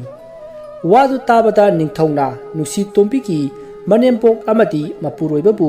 ꯀꯣꯅꯨꯡꯗ ꯀꯧꯔꯝꯃꯤ꯫ ꯑꯗꯨꯒ ꯍꯥꯏꯔꯝꯃꯤ, "ꯅꯈꯣꯏꯅ ꯅꯨꯄꯤ ꯃꯆꯥ ꯑꯁꯤ ꯀꯔꯤꯒꯤ ꯇꯥꯟꯊꯣꯛꯂꯤꯕꯅꯣ ꯍꯥꯏꯅ ꯍꯪꯉꯤ"꯫ ꯃꯗꯨꯗ ꯃꯅꯦꯝꯕꯣꯛ ꯑꯃꯗꯤ ꯃꯆꯥꯅꯨꯄꯥ ꯑꯗꯨꯅ ꯊꯣꯛꯈꯤꯕ ꯋꯥꯔꯤꯁꯤꯡ ꯑꯗꯣ ꯅꯤꯡꯊꯧꯗ ꯇꯝꯂꯝꯃꯤ꯫ ꯃꯗꯨꯗ ꯅꯤꯡꯊꯧꯅ ꯅꯨꯡꯁꯤꯇꯣꯝꯕꯤꯗ ꯆꯨꯝꯕ꯭ꯔꯥ ꯍꯥꯏꯗꯨꯅ ꯍꯪꯉꯤ꯫ ꯃꯗꯨꯗ ꯅꯨꯡꯁꯤꯇꯣꯝꯕꯤꯅ ꯆꯨꯝꯃꯤ ꯍꯥꯏꯗꯨꯅ ꯈꯨꯝꯈꯤ꯫ ꯃꯗꯨꯗ ꯅꯤꯡꯊꯧꯅ, "ꯅꯪꯗꯤ ꯃꯇꯧ ꯀꯔꯝꯅ ꯅꯨꯄꯥ ꯑꯗꯨꯗ ꯁꯅꯥ ꯈꯨꯗꯣꯞ ꯌꯥꯏꯑꯣꯏꯕ ꯑꯗꯨ ꯌꯥꯎꯔꯦ ꯍꯥꯏꯕꯗꯨ ꯈꯪꯂꯤꯕꯅꯣ" ꯍꯥꯏꯅ ꯍꯪꯂꯤ꯫ ꯃꯗꯨꯗ ꯅꯨꯡꯁꯤꯇꯣꯝꯕꯤꯅ ꯃꯥꯒꯤ ꯄꯤꯛꯂꯤꯉꯩꯒꯤ ꯋꯥꯔꯤ ꯄꯨꯝꯕ ꯅꯤꯡꯊꯧꯗ ꯇꯝꯂꯝꯃꯤ꯫ ꯑꯗꯨꯒ ꯃꯈꯥ ꯇꯥꯅ, "ꯑꯩꯒꯤ ꯏꯇꯥ ꯂꯥꯏꯙꯤꯕꯤ ꯑꯁꯤꯒꯤ ꯕꯣꯔ ꯑꯁꯤ ꯇꯥꯏꯕꯪ ꯀꯅꯥꯗ ꯍꯥꯏꯗꯣꯛꯄ ꯌꯥꯗꯦ ꯍꯥꯏꯔꯝꯃꯤ" ꯍꯥꯏꯅ ꯅꯤꯡꯊꯧꯗ ꯇꯝꯂꯝꯃꯤ꯫ ꯑꯗꯨꯕꯨ ꯂꯥꯏꯙꯤꯕꯤ ꯑꯗꯨꯅ ꯍꯥꯏꯗꯣꯛꯄ ꯌꯥꯗꯦ ꯍꯥꯏꯔꯒ ꯅꯨꯡꯁꯤꯇꯣꯝꯕꯤꯅ ꯅꯤꯡꯊꯧꯗ ꯋꯥꯔꯤ ꯂꯤꯔꯨꯕꯗꯨꯅ ꯅꯨꯡꯁꯤꯇꯣꯝꯕꯤꯗꯣ ꯀꯣꯅꯨꯡ ꯑꯗꯨꯗ ꯊꯧꯗꯨ ꯅꯨꯡ ꯑꯣꯟꯗꯨꯅ ꯂꯩꯈꯤꯔꯝꯃꯤ꯫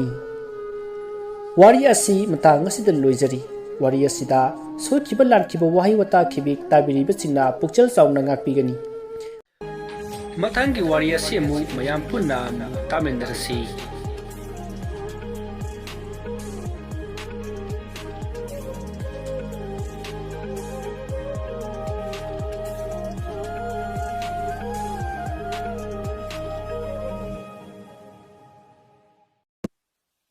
ꯃꯌꯥꯝꯕꯨ ꯏꯀꯨꯛꯅꯅ ꯈꯨꯔꯨꯝꯖꯔꯤ꯫ ngasisu mayam ga nungai na bagidamak Manipuri short story ama puduna laksari story asigi maming kusini kusi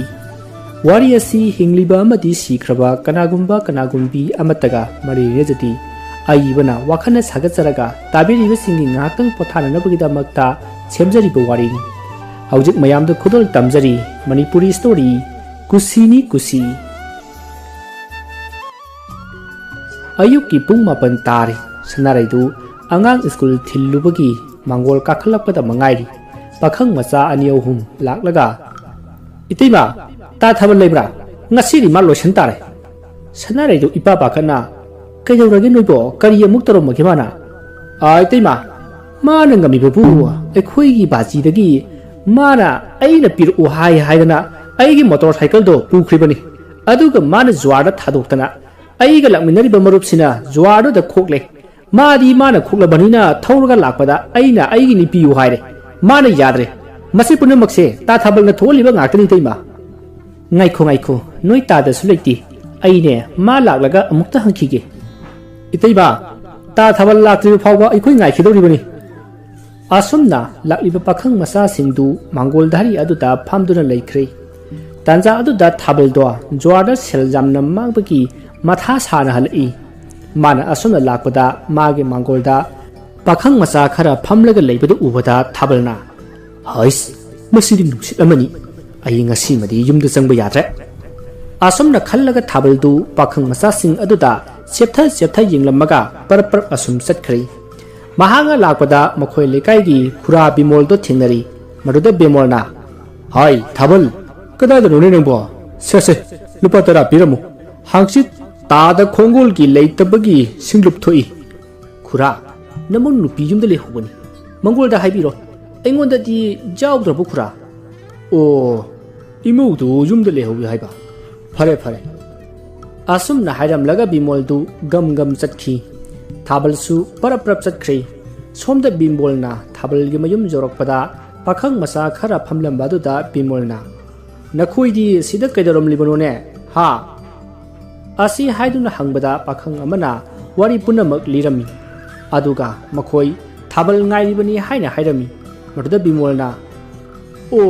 nakhoi si thabal ngairibani haiba oreroi yum halo thabal do haujikta aiga lambida thengadana wari sanaram libani madi yoramani noi lehore khangkhrabani na ngasi simadi halakadawa mandribo wafam adu tabata pakhang masa singdo ngangba yaba ngangamlaga hankhre asumna thabalna jwarda thaduk ibasi phanayamdi yamlabani kanagi korfu koprang patin sanabun masida natana magi nupi gi sana lupa likon upu loikhrabani lehori ba haibapu sijin naba yaroi daba upu amanba adu tangairabani matam masi phawba thabaldi jwar sanaba handri numituma ngamna na ba haina khrabasu mathangi no nganbada amu hekta kana no hekta lakani sanarai na tek phi khara saduna imung puramba kon adusu ngarang laklamba pakhang masa sing adugi sempi naba honabada yon khrei sanarai kari tawudaba no khanbada khanpham khangkhidi numidangi matamni sanarai du chaksangda sak thongli thabal sumanakta phamli wadi amata hainadi angang singdi makha thangbugi mabok khoida tv yengba satki aduna kanasu leiti asumna tumina leirambadagi thabalna sanarai haina kauki sanarai tadi tai adupu khumlakti sanarai na khumlaktrabasu thabalna wa makha tari hangchitsi imphal dagi mahajon khara lakani karorpati ngaktan maduda makhoi achouba senyam mama thanaraga sanagadori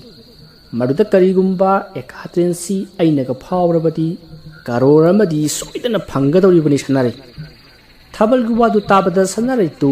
nakong waisi labra karino phuk hawgatlaga khusum haido pathoki ngahak leraga amuk changlakpada thabalna makha chathari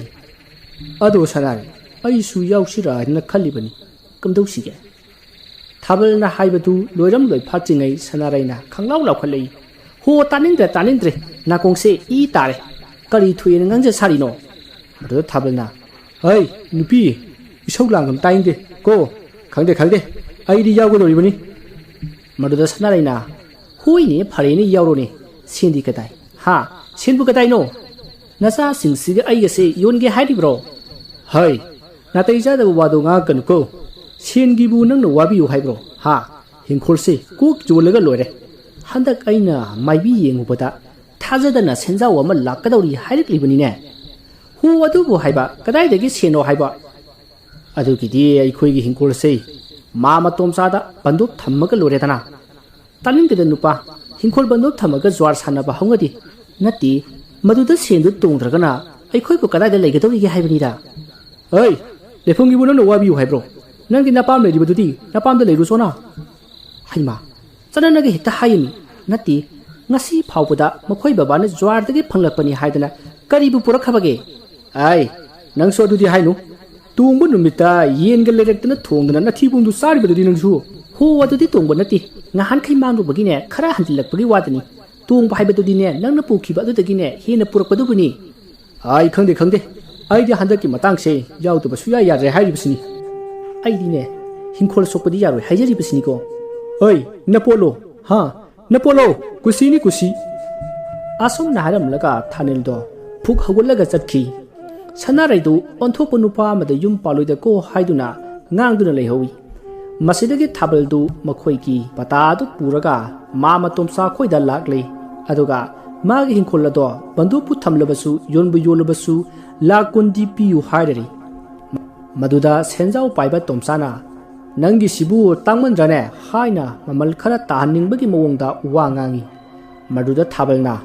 ꯑꯗꯨ ꯑꯣꯏꯔꯒꯅ ꯑꯇꯣꯞꯄꯗ ꯑꯣꯏꯅ ꯊꯝꯃꯨꯔꯒꯦ ꯑꯁꯤ ꯍꯥꯏꯕꯗ ꯇꯣꯝꯆꯥꯅ ꯑꯦ ꯐꯔꯦ ꯐꯔꯦꯁꯦ ꯑꯩ ꯂꯧꯔꯒꯦ ꯍꯌꯦꯡ ꯑꯌꯨꯛ ꯁꯦꯟꯗꯣ ꯂꯧꯔꯣ ꯍꯥꯏꯅ ꯌꯥꯅꯔꯤ ꯑꯁꯝꯅ ꯃꯇꯝ ꯑꯗꯨ ꯍꯧꯈ꯭ꯔꯤ ꯊꯥꯕꯜ ꯑꯍꯤꯡ ꯑꯗꯨꯃ ꯋꯥꯈꯜ ꯃꯋꯣꯟ ꯃꯋꯣꯟ ꯈꯜꯂꯤ ꯃꯍꯥꯛꯅ ꯑꯦꯀꯥꯇ꯭ꯔꯦꯟ ꯑꯗꯨ ꯐꯥꯎꯕ ꯉꯝꯂꯕꯗꯤ ꯌꯥꯝꯂꯕ ꯁꯦꯟꯌꯥꯝ ꯑꯗꯣ ꯑꯆꯧꯕ ꯕꯦꯛ ꯑꯃꯗ ꯍꯥꯞꯂꯒ ꯄꯣꯔꯛꯀꯗꯧꯔꯤꯕꯅꯤ ꯂꯩꯀꯥꯏ ꯑꯁꯤꯗ ꯀꯔꯣꯔꯄꯇꯤ ꯊꯥꯕꯜ ꯍꯥꯏꯗꯨꯅ ꯃꯌꯥꯝꯅ ꯃꯀꯣꯛ ꯅꯣꯟꯕ ꯑꯁꯤ ꯍꯥꯏꯅ ꯈꯟꯗꯨꯅ ꯃꯊꯟꯇ ꯃꯃꯣꯟ ꯅꯣꯛꯏ ꯅꯣꯡ ꯉꯥꯟꯕ ꯉꯥꯏꯕꯗꯨ ꯃꯍꯥꯛꯇꯤ ꯑꯁꯨꯛꯀꯤ ꯃꯇꯤꯛ ꯋꯥꯈꯤ ꯎꯆꯤꯟ ꯅꯥꯆꯤꯟ ꯅꯣꯡ ꯉꯥꯜꯂꯤ ꯊꯥꯕꯜꯗꯨ ꯏꯔꯨꯖ ꯃꯥꯏꯊꯖꯔꯒ ꯇꯣꯝꯆꯥꯒꯤ ꯃꯌꯨꯝꯗ ꯂꯥꯛꯂꯤ ꯃꯇꯝ ꯑꯗꯨꯗ ꯇꯣꯝꯆꯥꯗꯨ ꯋꯥꯀꯤꯡ ꯆꯠꯈꯤ ꯍꯥꯏꯗꯨꯅ ꯂꯩꯔꯝꯗ꯭ꯔꯤ ꯊꯥꯕꯜꯗꯨ ꯈꯣꯏꯔꯥꯡꯅꯅ ꯇꯣꯝꯆꯥ ꯂꯥꯛꯄ ꯉꯥꯏꯔꯝꯃꯤ ꯉꯥꯏꯍꯥꯛ ꯂꯩꯔꯒ ꯇꯣꯝꯆꯥꯁꯨ ꯂꯥꯛꯂꯤ ꯃꯥꯅ ꯂꯥꯛꯄꯗ ꯊꯥꯕꯜ ꯉꯥꯏꯔꯝꯕ ꯑꯗꯨꯗ ꯊꯥꯕꯜ ꯅꯪꯗꯤ ꯉꯁꯤꯗꯤ ꯌꯥꯍꯧ ꯉꯜꯂꯤꯗ ꯍꯥꯏꯗꯨꯅ ꯐꯥꯒꯤ ꯇꯧꯏ ꯃꯗꯨꯗ ꯊꯥꯕꯜꯅ ꯃꯥꯃꯥ ꯑꯩꯒꯤ ꯁꯦꯟꯗꯨꯕꯨ ꯂꯩꯕꯤꯔꯕ꯭ꯔꯥ ꯍꯥꯏꯗꯨꯅ ꯍꯪꯉꯤ ꯃꯗꯨꯗ ꯇꯣꯝꯆꯥꯅ ꯁꯦ ꯁꯨꯔꯕ꯭ꯔꯥ ꯌꯦꯡꯉꯨ ꯍꯥꯏꯗꯨꯅ ꯄꯤꯈꯤ ꯊꯥꯕꯜꯁꯨ ꯁꯦꯟꯖꯥꯝ ꯑꯗꯨ ꯎꯕꯗ ꯏꯊꯛ ꯊꯛꯀꯠꯄꯗꯧꯅ ꯇꯧꯏ ꯁꯨꯔꯝꯃꯅꯤ ꯃꯥꯃꯥ ꯍꯥꯏꯗꯨꯅ ꯃꯌꯨꯝꯂꯣꯝꯗ ꯄꯔꯞ ꯄꯔꯞ ꯂꯥꯛꯂꯤ ꯑꯗꯨꯒ ꯑꯆꯧꯕ ꯕꯦꯛ ꯑꯃ ꯄꯥꯏꯗꯨꯅ ꯌꯨꯝꯗꯒꯤ ꯊꯣꯔꯛꯏ ꯃꯗꯨꯗ ꯁꯅꯥꯔꯩꯅ ꯍꯩꯃꯥ ꯑꯋꯣꯏꯕꯒꯤ ꯆꯠꯂꯤꯕ꯭ꯔꯣ ꯅꯠꯇꯦ ꯀꯗꯥꯏꯗꯒꯤ ꯁꯦꯟꯅꯣ ꯍꯥꯏꯕꯅꯤꯗ ꯅꯆꯥꯁꯤꯡꯁꯤꯅ ꯃꯤꯒꯤ ꯁꯥꯖꯠ ꯁꯌꯥꯗ ꯑꯍꯤꯡ ꯂꯦꯞꯄꯗꯣ ꯅꯪꯕꯨ ꯌꯥꯝꯅ ꯄꯥꯝꯕ꯭ꯔꯥ ꯍꯥꯏꯕꯅꯤꯗ ꯄꯇꯥꯗꯣ ꯀꯅꯥꯗ ꯌꯣꯟꯊꯣꯛꯑꯝꯒꯦ ꯍꯥꯏꯕꯅꯤ ꯑꯩ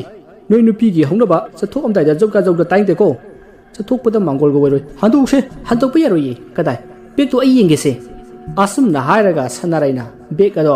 ꯍꯥꯡꯗꯣꯛꯂꯒ ꯌꯦꯡꯒꯦ ꯇꯧꯏ ꯃꯗꯨꯗ ꯊꯥꯕꯜꯅ ꯃꯁꯤꯒꯤ ꯅꯨꯄꯤꯁꯤ ꯑꯣꯟꯊꯣꯛ ꯑꯋꯣꯠ ꯑꯄꯥ ꯁꯥꯈ꯭ꯔꯗ ꯃꯁꯤ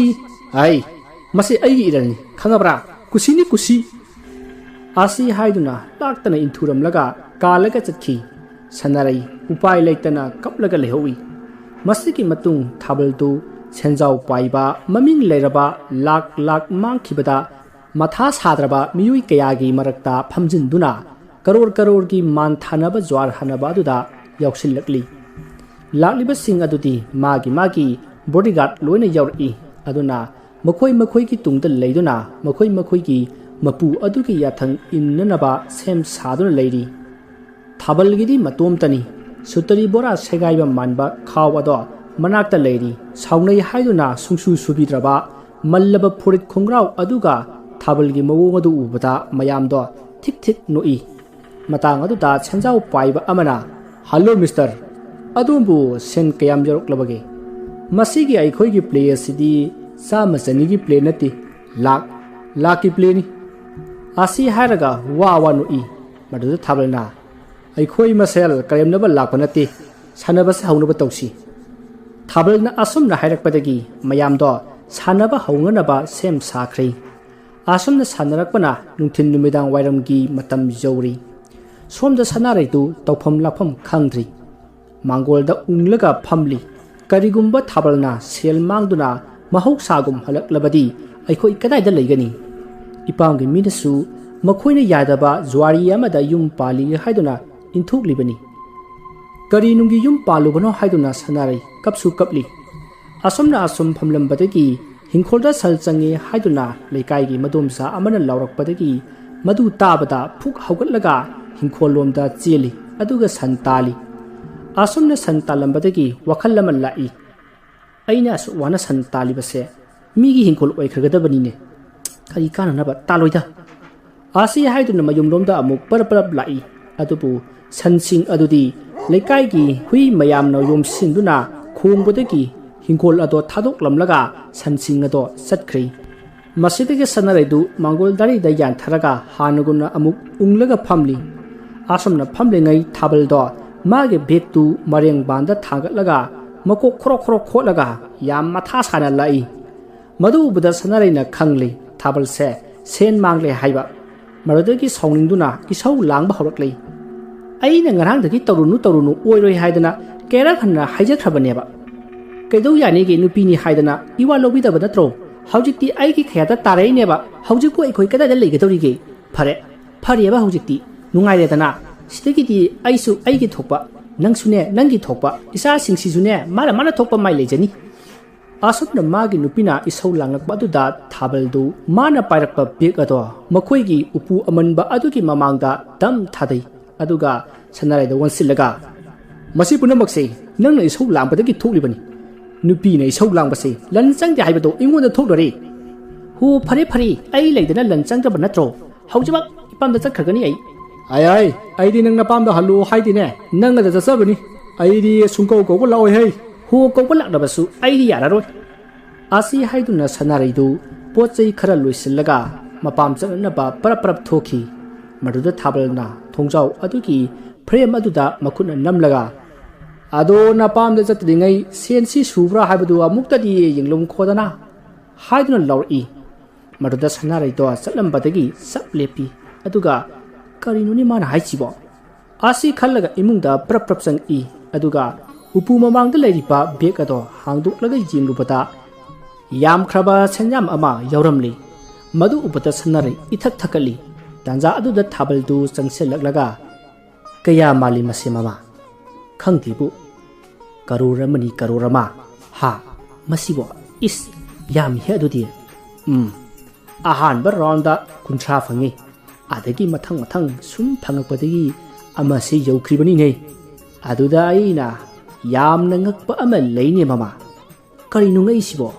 hai ateina tine asuk jamba senjama se mangliba makhoido matha abata sadi nuk tunu dum lehoine makhoidi sibu henba mayam ama pairibanina khanbiramoyi o khalamoi hai ngai ko aduga ne nang sense thiba hek loibaga napamda chapadu kauni ko nang ho chatninga ga chatnindraga tokani kusi asi hairaga matam kuina waruraba mati manau anido nongmin nakhi wari asi mata ngasida loisinjari wari asida soikiba lankiba wahi wata soibi yorobasu tabiri basingna pukjal chauna ngakpigani mathangi wari asi mu mayam punna tamendarasi matamdu devi puja matamni brahmaputra trobangi leirai mathak amada devi imagi bhakta singna devi imagi chauraba mitamba masaduna latli asomna matam kaya devi ima latlabagi tungta matamgi matungina bali yokselakli bali gi numitta haming kaya mangakaknabagi damak sem sari numit aduda achouba brahman sagai amada pukliba Vishnu Gopandas mayamna Gopandas haira khangnariba brahman macha adu mahaksu bali kaknabagi damak devi imagi laisang adu tamna lakli mapa mapu haktaktagi hauna makhoigi sagai asi devi imagi bali kakpada adumak channaduna laklaba miyoini numit aduna Gopal Das ki ahanba bali kakkadoriba mapunsigi oiba numitni mahak keji ahumga gram chahum tariba thangpak ado mareng panda haigatuna ꯂꯩꯔꯤꯕ ꯍꯥꯃꯦꯡꯁꯤꯡ ꯑꯗꯨꯕꯨ ꯕꯥꯂꯤ ꯀꯛꯅꯕꯒꯤꯗꯃꯛ ꯂꯥꯛꯂꯤ꯫ ꯃꯍꯥꯛꯅ ꯂꯥꯛꯂꯤꯕꯁꯤ ꯃꯄꯥꯕꯨꯡꯒꯤ ꯌꯥꯊꯪꯅꯤ꯫ ꯃꯍꯥꯛꯀꯤ ꯃꯄꯨꯟꯁꯤꯗ ꯉꯁꯤꯅ ꯑꯍꯥꯟꯕ ꯑꯣꯏꯕꯅꯤꯅ ꯃꯍꯥꯛ ꯀꯌꯥ ꯍꯩꯅꯔꯝꯗꯦ, ꯑꯗꯨꯒ ꯃꯊꯃꯣꯏꯗ ꯇꯧꯒꯗꯧꯔꯤꯕ ꯊꯕꯛ ꯑꯁꯤꯁꯨ ꯏꯅꯨꯡ ꯅꯨꯡꯉꯥꯏꯇꯕꯒꯨꯝ ꯇꯧꯏ꯫ ꯑꯗꯨꯕꯨ ꯃꯄꯥꯕꯨꯡꯒꯤ ꯌꯥꯊꯪꯅꯤ, ꯃꯄꯥ ꯃꯄꯨ ꯍꯥꯛꯇꯛꯇꯒꯤ ꯇꯧꯔꯛꯂꯕ ꯊꯕꯛꯅꯤꯅ ꯃꯍꯥꯛ ꯇꯜꯂꯤ ꯍꯥꯏꯕꯁꯨ ꯉꯝꯗ ꯑꯗꯨꯃꯛ ꯗꯦꯕꯤ ꯏꯃꯥꯒꯤ ꯁꯪꯂꯦꯟ ꯑꯗꯨꯗ ꯂꯥꯛꯇꯨꯅ ꯂꯩꯔꯤꯕ ꯍꯥꯃꯦꯡꯁꯤꯡ ꯑꯗꯨ ꯌꯦꯡꯂꯤ꯫ ꯃꯥꯒꯤ ꯃꯃꯥꯡꯃꯛꯇꯗ ꯍꯥꯃꯦꯡ ꯀꯌꯥ ꯑꯃꯁꯨ ꯕꯥꯂꯤ ꯀꯛꯂꯤ꯫ ꯑꯁꯨꯝꯅ ꯇꯧꯔꯝꯕꯗꯒꯤ ꯃꯄꯥꯕꯨꯡꯅ ꯊꯥꯞꯅ ꯂꯥꯎꯔꯛꯏ, "ꯍꯥꯏ ꯒꯣꯄꯥꯜ ꯗꯥꯁ, ꯅꯪꯒꯤꯁꯨ ꯃꯇꯝ ꯌꯧꯔꯦ꯫ ꯅꯃꯥꯡꯗ ꯂꯩꯔꯤꯕ ꯄꯔꯦꯡ ꯑꯗꯨꯃ ꯂꯣꯏꯁꯤꯜꯂꯛꯎ, ꯑꯗꯨꯒ ꯅꯪꯅ ꯁꯣꯟꯒꯗꯕ ꯁꯪꯁ꯭ꯂꯤꯛ ꯁ꯭ꯂꯣꯛ ꯑꯗꯨ ꯉꯔꯥꯡ ꯑꯩꯅ ꯇꯥꯛꯈ꯭ꯔꯕ ꯅꯠꯇ꯭ꯔꯣ? ꯃꯗꯨ ꯁꯣꯟꯕ ꯀꯥꯎꯒꯅꯨꯀꯣ"꯫ ꯑꯁꯨꯝꯅ ꯂꯥꯎꯔꯛꯄ ꯑꯗꯨ ꯇꯥꯕꯗꯒꯤ ꯒꯣꯄꯥꯜ ꯗꯥꯁ ꯃꯊꯧ ꯄꯨꯛꯅꯤꯡ ꯆꯪꯂꯒꯦ ꯈꯟꯗꯨꯅ ꯊꯥꯡꯄꯥꯛ ꯑꯗꯣ ꯃꯔꯦꯡꯖꯨꯝꯗ ꯍꯥꯏꯒꯠꯂꯤ, ꯑꯗꯨꯒ ꯈ꯭ꯋꯥꯏꯒꯤ ꯃꯃꯥꯡ ꯊꯪꯅ ꯂꯦꯞꯂꯤꯕ ꯅꯨꯄꯥ ꯑꯗꯨꯗ ꯍꯥꯏꯔꯛꯏ, "ꯇꯥꯕꯤꯔꯤꯕ꯭ꯔꯥ ꯃꯍꯥꯁꯣꯏ, ꯅꯍꯥꯛꯅ ꯄꯨꯔꯛꯂꯤꯕ ꯍꯥꯃꯦꯡ ꯑꯗꯨ ꯑꯩꯒꯤ ꯏꯃꯥꯡꯗ ꯂꯩꯔꯤꯕ ꯁꯟꯗꯜ ꯑꯁꯤꯗ ꯍꯥꯃꯦꯡꯒꯤ ꯃꯉꯛ ꯑꯗꯣ ꯊꯝꯂꯣ"꯫ ꯑꯁꯨꯝꯅ ꯍꯥꯏꯔꯒ ꯍꯥꯃꯦꯡ ꯑꯗꯣ ꯄꯨꯁꯤꯜꯍꯜꯂꯛꯂꯤ, ꯑꯗꯨꯒ ꯍꯥꯃꯦꯡ ꯑꯗꯣ ꯁꯟꯗꯜ ꯃꯊꯛ ꯑꯗꯨꯗ ꯊꯝꯂꯤ꯫ ꯑꯉꯛꯄꯅꯤ, ꯍꯥꯃꯦꯡ ꯑꯗꯨꯅ ꯁꯟꯗꯜ ꯃꯊꯛ ꯑꯗꯨꯗ ꯃꯥꯒꯤ ꯃꯉꯛ ꯑꯗꯣ ꯊꯝꯕ ꯃꯇꯝ ꯑꯗꯨꯗ ꯀꯔꯤꯁꯨ ꯍꯥꯏꯗꯦ꯫ ꯃꯁꯤꯗꯒꯤ ꯅꯨꯄꯥ ꯑꯗꯨ ꯍꯟꯗꯣꯛꯍꯟꯈ꯭ꯔꯒ ꯕ꯭ꯔꯥꯍꯃꯟ ꯒꯣꯄꯥꯜꯗꯦꯁꯅ ꯍꯥꯃꯦꯡ ꯑꯗꯨꯗ ꯃꯥꯅ ꯄꯥꯏꯔꯤꯕ ꯊꯥꯡ ꯑꯗꯨꯅ ꯅꯥꯟꯗꯨꯅ ꯍꯥꯏꯔꯛꯏ, "ꯍꯦ ꯂꯥꯏꯕꯛ ꯐꯔꯕ ꯍꯥꯃꯦꯡ, ꯉꯁꯤꯗꯤ ꯗꯦꯕꯤ ꯏꯃꯥꯒꯤ ꯃꯃꯥꯡꯃꯛꯇꯗ ꯅꯪꯒꯤ ꯃꯉꯛ ꯑꯁꯤ ꯀꯛꯇꯨꯅ ꯕꯥꯂꯤ ꯀꯛꯇꯨꯅ ꯅꯪꯒꯤ ꯇꯧꯖꯔꯨꯕ ꯄ꯭ꯔꯥꯏꯖꯤꯠ ꯄꯨꯝꯅꯃꯛ ꯀꯣꯛꯄ ꯑꯣꯏꯔꯁꯅꯨ"꯫ ꯑꯁꯨꯝꯅ ꯍꯥꯏꯔꯒ ꯊꯥꯡꯄꯥꯛꯅ ꯃꯥꯒꯤ ꯃꯔꯥꯏꯕꯛꯇꯒꯤ ꯇꯨꯡꯂꯣꯝꯗ ꯃꯌꯥꯡꯂꯦꯟ ꯑꯗꯨꯗ ꯅꯥꯟꯊꯔꯛꯄ ꯃꯇꯝ ꯑꯗꯨꯗ ꯍꯥꯃꯦꯡ ꯑꯗꯣ ꯍꯤꯛ ꯍꯤꯛ ꯂꯥꯎꯅ ꯀꯞꯄꯒꯨꯝ ꯇꯧꯏ, ꯂꯦꯞꯄ ꯂꯩꯇꯅ ꯇꯥꯔꯛꯂꯤ ꯃꯄꯤꯁꯨ꯫ ꯃꯗꯨ ꯎꯕꯗ ꯒꯣꯄꯥꯜ ꯗꯥꯁꯅ ꯍꯥꯏꯔꯤ, "ꯄꯨꯛꯆꯦꯜ ꯆꯥꯎꯔꯕ ꯍꯥꯃꯦꯡ, ꯀꯔꯤꯒꯤꯗꯃꯛꯇ ꯅꯍꯥꯛꯅ ꯑꯗꯨꯝꯅ ꯀꯞꯄꯅꯣ? ꯅꯍꯥꯛꯇꯤ ꯆꯪꯅ ꯁꯔꯒ ꯀꯥꯔꯒꯗꯕꯅꯤ, ꯀꯔꯤꯒꯤ ꯑꯗꯨꯛ ꯋꯥꯕꯅꯣ? ꯄꯣꯛꯂꯕꯗꯤ ꯁꯤꯕ ꯍꯥꯏꯕꯁꯤꯗꯤ ꯁꯣꯏꯗ꯭ꯔꯕꯅꯤ"꯫ ꯑꯁꯨꯝꯅ ꯍꯥꯏꯔꯨꯕ ꯑꯗꯨꯗ ꯍꯥꯃꯦꯡꯅ ꯈꯨꯝꯂꯛꯏ, "ꯍꯦ ꯂꯥꯏꯕꯛ ꯊꯤꯕ ꯕ꯭ꯔꯥꯍꯃꯟ, ꯑꯩꯅ ꯀꯞꯂꯤꯕꯁꯦ ꯑꯩꯒꯤꯗꯃꯛ ꯀꯞꯄ ꯅꯠꯇꯦ, ꯅꯪꯒꯤꯗꯃꯛ ꯈꯜꯂꯒ ꯀꯞꯄꯤꯕꯅꯤ"꯫ ꯃꯄꯨꯟꯁꯤꯗ ꯑꯃꯨꯛꯇ ꯇꯥꯈꯤꯗ꯭ꯔꯕ ꯃꯑꯣꯡꯗ ꯍꯥꯃꯦꯡꯅ ꯃꯤꯔꯣꯜ ꯉꯥꯡꯗꯨꯅ ꯃꯉꯣꯟꯗ ꯋꯥ ꯍꯥꯏꯔꯛꯄ ꯑꯗꯨꯗ ꯕ꯭ꯔꯥꯍꯃꯟ ꯒꯣꯄꯥꯜ ꯗꯥꯁ ꯑꯗꯣ ꯉꯛꯄꯅ ꯈꯝ ꯊꯦꯡꯈ꯭ꯔꯦ, ꯑꯗꯨꯒ ꯉꯛꯂꯤꯕꯗꯤ ꯃꯥꯒꯤꯗꯃꯛꯇ ꯍꯥꯃꯦꯡ ꯑꯁꯤꯅ ꯀꯞꯄꯤꯔꯤꯕꯅꯣ ꯍꯥꯏꯕ ꯑꯁꯤꯅꯤ꯫ ꯃꯁꯤꯗꯒꯤ ꯒꯣꯄꯥꯜ ꯗꯥꯁꯅ ꯑꯁꯨꯝꯅ ꯍꯪꯉꯤ, "ꯀꯔꯤ ꯍꯥꯏꯕꯅꯣ ꯍꯥꯃꯦꯡ? ꯅꯍꯥꯛꯅ ꯑꯩꯒꯤꯗꯃꯛ ꯀꯞꯂꯤ ꯍꯥꯏꯔꯤꯕꯗꯨ ꯁꯤꯒꯗꯧꯔꯤꯕꯁꯦ ꯅꯪꯅꯤ, ꯑꯩ ꯅꯠꯇꯦ꯫ ꯀꯔꯤꯒꯤꯗꯃꯛ ꯅꯪꯅ ꯑꯩꯒꯤꯗꯃꯛꯇ ꯋꯥꯕꯤꯕꯅꯣ"꯫ ꯑꯁꯨꯝꯅ ꯍꯪꯂꯨꯕ ꯑꯁꯤꯗ ꯍꯥꯃꯦꯡ ꯑꯁꯤꯅ ꯑꯁꯨꯝꯅ ꯈꯨꯝꯂꯛꯏ, "ꯂꯥꯏꯕꯛ ꯊꯤꯕ ꯕ꯭ꯔꯥꯍꯃꯟ, ꯑꯩꯁꯨ ꯍꯧꯈꯤꯕ ꯃꯄꯣꯛ ꯈꯔꯗ ꯅꯪꯒꯨꯝꯅ ꯑꯆꯧꯕ ꯁꯥꯒꯩ ꯑꯃꯗ ꯕ꯭ꯔꯥꯍꯃꯟ ꯑꯣꯏꯗꯨꯅ ꯄꯣꯛꯏ꯫ ꯑꯩꯒꯤ ꯏꯄꯥꯒꯤ ꯌꯥꯊꯪꯅ ꯄꯥꯝꯗꯅ ꯑꯩꯒꯤ ꯏꯈꯨꯠꯇ ꯍꯥꯃꯦꯡ ꯀꯌꯥ ꯗꯦꯕꯤ ꯄꯨꯖꯥ ꯕꯥꯂꯤ ꯈꯨꯗꯤꯡꯒꯤ ꯕꯥꯂꯤ ꯀꯛꯈꯤ꯫ ꯑꯗꯨꯒꯨꯝꯅ ꯕꯥꯂꯤ ꯀꯛꯂꯕ ꯃꯇꯨꯡ ꯑꯩꯒꯤꯁꯨ ꯃꯇꯝ ꯂꯥꯛꯇꯨꯅ ꯑꯍꯜ ꯃꯇꯝ ꯑꯣꯏꯗꯨꯅ ꯁꯤꯔꯤ꯫ ꯁꯤꯔꯕ ꯃꯇꯨꯡꯗ ꯂꯥꯏꯔꯩꯕꯥꯛ ꯌꯧꯔꯕ ꯀꯥꯟꯗ ꯏꯃꯥ ꯗꯦꯕꯤꯅ ꯑꯩꯉꯣꯟꯗ ꯑꯁꯨꯝꯅ ꯇꯥꯛꯄꯤꯔꯛꯏ, "ꯅꯍꯥꯛꯅ ꯑꯩꯒꯤ ꯏꯃꯥꯡꯃꯛꯇꯗ ꯃꯔꯥꯜ ꯂꯩꯇꯕ ꯍꯥꯃꯦꯡ ꯑꯗꯨꯕꯨ ꯍꯟꯖꯤꯟ ꯍꯟꯖꯤꯟ ꯃꯉꯛ ꯀꯛꯇꯨꯅ ꯍꯥꯠꯈꯤꯕꯒꯤ ꯄꯥꯞꯇꯤ ꯅꯪꯁꯨ ꯍꯥꯃꯦꯡ ꯑꯣꯏꯅ ꯃꯄꯣꯛ 7ꯂꯛ ꯄꯣꯛꯇꯨꯅ ꯕꯥꯂꯤ 7ꯂꯛ ꯀꯛꯂꯨꯔꯣ꯫ ꯑꯗꯨꯝꯅ ꯃꯉꯛ 7ꯂꯛ ꯀꯛꯂꯕ ꯃꯇꯨꯡꯗ ꯅꯪꯒꯤ ꯄꯥꯞ ꯑꯗꯨ ꯀꯣꯛꯇꯨꯅ ꯂꯥꯏꯔꯩꯕꯥꯛ ꯌꯧꯕ ꯉꯝꯖꯕ ꯑꯣꯏꯌꯨ" ꯍꯥꯏꯗꯨꯅ ꯑꯩꯉꯣꯟꯗ ꯇꯥꯛꯄꯤꯔꯛꯈꯤ꯫ ꯋꯥꯐꯝ ꯑꯗꯨ ꯇꯥꯕꯗ ꯑꯩꯍꯥꯛ ꯌꯥꯝꯅ ꯅꯨꯡꯉꯥꯏꯈꯤꯗꯦ, ꯑꯗꯨꯕꯨ ꯗꯦꯕꯤ ꯏꯃꯥꯅ ꯇꯧꯕꯤꯔꯛꯈꯤꯕ ꯁꯥꯞ ꯑꯗꯨꯗꯤ ꯀꯣꯛꯄ ꯌꯥꯕ ꯅꯠꯇꯕꯅꯤꯅ ꯑꯩꯍꯥꯛ ꯑꯁꯨꯝ ꯃꯄꯣꯛ ꯀꯌꯥ ꯍꯥꯃꯦꯡ ꯑꯣꯟꯗꯨꯅ ꯄꯣꯛꯈꯤ꯫ ꯑꯗꯨꯒꯤ ꯃꯇꯨꯡ ꯑꯩꯒꯤ ꯏꯉꯛ ꯑꯁꯤꯗ ꯍꯟꯖꯤꯟ ꯀꯌꯥꯔꯛ ꯍꯟꯅ ꯕꯥꯂꯤ ꯀꯛꯈꯤ꯫ ꯑꯗꯨꯕꯨ ꯑꯩꯒꯤꯗꯤ ꯍꯟꯗꯛꯀꯤ ꯃꯄꯣꯛ ꯑꯁꯤꯅ ꯑꯔꯣꯏꯕ ꯃꯄꯣꯛꯅꯤ, ꯑꯗꯨꯅ ꯂꯥꯏꯔꯩꯕꯥꯛꯇ ꯍꯟꯈ꯭ꯔꯒꯅꯤ꯫ ꯑꯗꯨ ꯍꯦ ꯄꯪꯂꯕ ꯕ꯭ꯔꯥꯍꯃꯟ, ꯅꯪꯁꯨ ꯑꯩꯒꯨꯝꯅ ꯄꯥꯞ ꯆꯦꯟꯗꯨꯅ ꯅꯪꯒꯤ ꯅꯉꯛꯇ ꯃꯄꯣꯛ 7ꯂꯛꯇꯤ ꯕꯥꯂꯤ ꯀꯛꯂꯒꯅꯤꯀꯣ ꯈꯜꯂꯨꯕꯗ ꯅꯪꯒꯤ ꯈꯜꯂꯒ ꯑꯩꯅ ꯀꯞꯄꯤꯕꯅꯤ"꯫ ꯋꯥꯐꯝ ꯑꯗꯨ ꯇꯥꯕꯗ ꯑꯩꯒ ꯒꯣꯄꯥꯜ ꯗꯥꯁ ꯃꯥꯅ ꯄꯥꯏꯔꯤꯕ KG 3ꯒ ꯒ꯭ꯔꯥꯝ 200 ꯂꯨꯝꯂꯕ ꯊꯥꯡꯄꯥꯛ ꯑꯗꯣ ꯃꯈꯥꯗ ꯇꯥꯈꯤꯕ ꯈꯪꯍꯧꯗꯦ꯫ ꯃꯥꯒꯤ ꯃꯇꯧ ꯑꯗꯨ ꯎꯔꯒ ꯃꯅꯥꯛ ꯑꯗꯨꯋꯥꯏꯗ ꯂꯩꯔꯤꯕ ꯕꯥꯂꯤ ꯀꯛꯅꯕꯒꯤ ꯁꯦꯝ ꯁꯥꯔꯤꯕ ꯃꯤꯌꯥꯝ ꯃꯗꯨꯅ ꯃꯥꯡꯂꯤ ꯑꯗꯨꯒꯨꯝꯅ ꯂꯥꯏ ꯆꯦꯜꯂꯕ ꯊꯥꯡꯄꯥꯛ ꯑꯗꯣ ꯂꯩꯃꯥꯏꯗ ꯇꯥꯍꯩꯗꯦ ꯍꯥꯏꯗꯨꯅ ꯂꯥꯎꯅꯔꯛꯏ꯫ ꯑꯗꯨꯕꯨ ꯒꯣꯄꯥꯜ ꯗꯥꯁ ꯍꯣꯏ ꯃꯥꯏ ꯍꯥꯏꯔꯝꯗ ꯍꯥꯃꯦꯡ ꯑꯗꯨꯕꯨ ꯊꯥꯗꯣꯛꯂꯝꯂꯒ ꯃꯍꯥꯛ ꯃꯌꯨꯝ ꯃꯥꯏꯀꯩ ꯄꯥꯡꯂꯛꯈꯤ꯫ ꯃꯥꯒꯤ ꯃꯇꯧ ꯑꯗꯨꯗ ꯒꯣꯄꯥꯜ ꯗꯥꯁꯀꯤ ꯃꯄꯥ ꯍꯔꯤ ꯅꯥꯔꯥꯌꯟ ꯑꯗꯣ ꯌꯥꯝꯅ ꯁꯥꯎꯅ ꯌꯦꯡꯗꯨꯅ ꯂꯩꯍꯧꯏ꯫ asuk yamna pangdaba isa asibu karigidamakta aina potluribano haiduna taxi sonjawi aduga mana tawge tawramba thabak aduna mayamba darbatta oina sinakhre asumna matam madu haukhre numidangi matam werakle Gopal Das mahaki phamungda adumak tumduna leiri tumbadi nati mahak karinu ngasai haming aduna ngang liba dubo haiduna adumak khanduna leiri chumbu chumlibra lanbu lalibra haiduna mawon khali adubu mahakna khalibu wakhal singado kayamuk jamna chumlibano lalibano haibududi mahakna hojik phawba madugi phal puthokchaba ngamjadri nakalamoromda ngasai mana tawkhriba thabak ado maga akoibada leiriba miyam adunadi karima takhangba nati haibadi haming aduga magana sanakhriba wari ado mana ngangwadani tahawba haming aduna ngangba adudi kanasu tahawba nati asumna wakhal amada sungangnaduna leiringai mahaki mapa ado parap yamna sauna sangsilakli aduga Gopal Das pu saiba horakli hai kariro nangna aduk luba thabak ama ainga nangonda sinare hairaga nangna madu hundoklamlaga nangna angawbagum chakribadubu nangbu ngawrabro adugi sumathakta ipa ipu hadaktagi balikak anaba thamkhraba aduk maru waikhriba thang adubu nahakna karisu leitana laimaya thadaramduna brahman sagai asigi ijat asi mayeng tananaba honaba natro asumna sairakpa asida Gopal Das na mahaki mapada mamitto leiduna yengai aduga mapi lepa leitana sinthari amuka tawkidriba machagi matau aduda Gopal Das ki mapa ado karino haiduna pukningda charangnaba amadi pui masidigi paraprap chansillaktuna Gopal Das ki yet thangpa phamung machi aduda phami aduga hairi kaidawrage nambo kanana nangonda kari hairabano asumna hanglakba asida Gopal Das na ngasai haming aduna hairamba wari singado loina mapada sitnana tamli wafam madu tabada Gopal Das ki mapa ado hauna nokli aduga asumna hari nang ngauri Gopal Das nang tasengna ngauri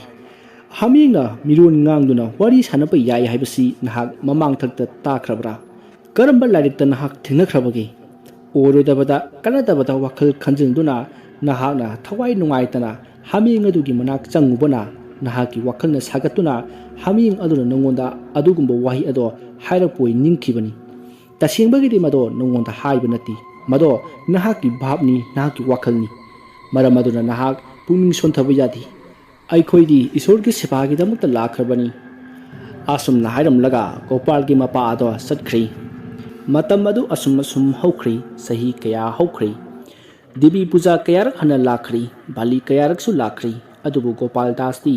mahakna thang paiduna bali ka o haibati suya adumak yakhidri matam gi matungina Gopal Das ki mapa ado ahal matam oiraktuna laikhidri madugi matung sahi ahumgi matung devi pujan matamda bali kaknabagi damak mayam sem sanari maduda Gopal Das na yengupudi yengi adubu mahaki makhutmakna bali kakpadi kakhidi masidagi mahak ngahak yengamlaga mayumda halaktuna magi nupiga wari watai sanaduna leiri tansa aduda Gopal Das ki mahaki sepo ama parprap chelaktuna pawama tamlari madudi haming amana Gopal Das pu unapa pami hai haiduna angpa pawama tamlari pawadu tabada Gopal Das angpaki kham thiengli masidagi mahak parprap chatuna haming adugi manakta lakli angakpa pawadu tabada Brahmaputta tropanda sariba devi imagi masai gonda balikak nganaba lakhiba miui sing punamak quesinduna haming aduda yengduna leirammi masidagi Gopal Das parprap changsinduna haming aduga unarari matamaduda haming aduna hairi nungsi thoiraba aigi sanupa nahakna haikhiba adumak chumle ngasidi aihakna tawjuruba pakna haming ngonduna aigi ingakta bali kaknanaba ai laklibani handaki mapok asina ahanba mapokni aigi tungda mapok taruk lak leiri maramaduna aigi ngak asida mapok taruk asida thangna ngak asida taruk lak kakkadori nangi wabu thawoirudabana ngasidi aigi ngak asida thawrapa thang aduna kaktuna mapok taruk ase khangkhragani puina chenba nangdi ngasisu adumak puina chenduna nakutta jiba amata hatana leli nangdi asengba panditni phare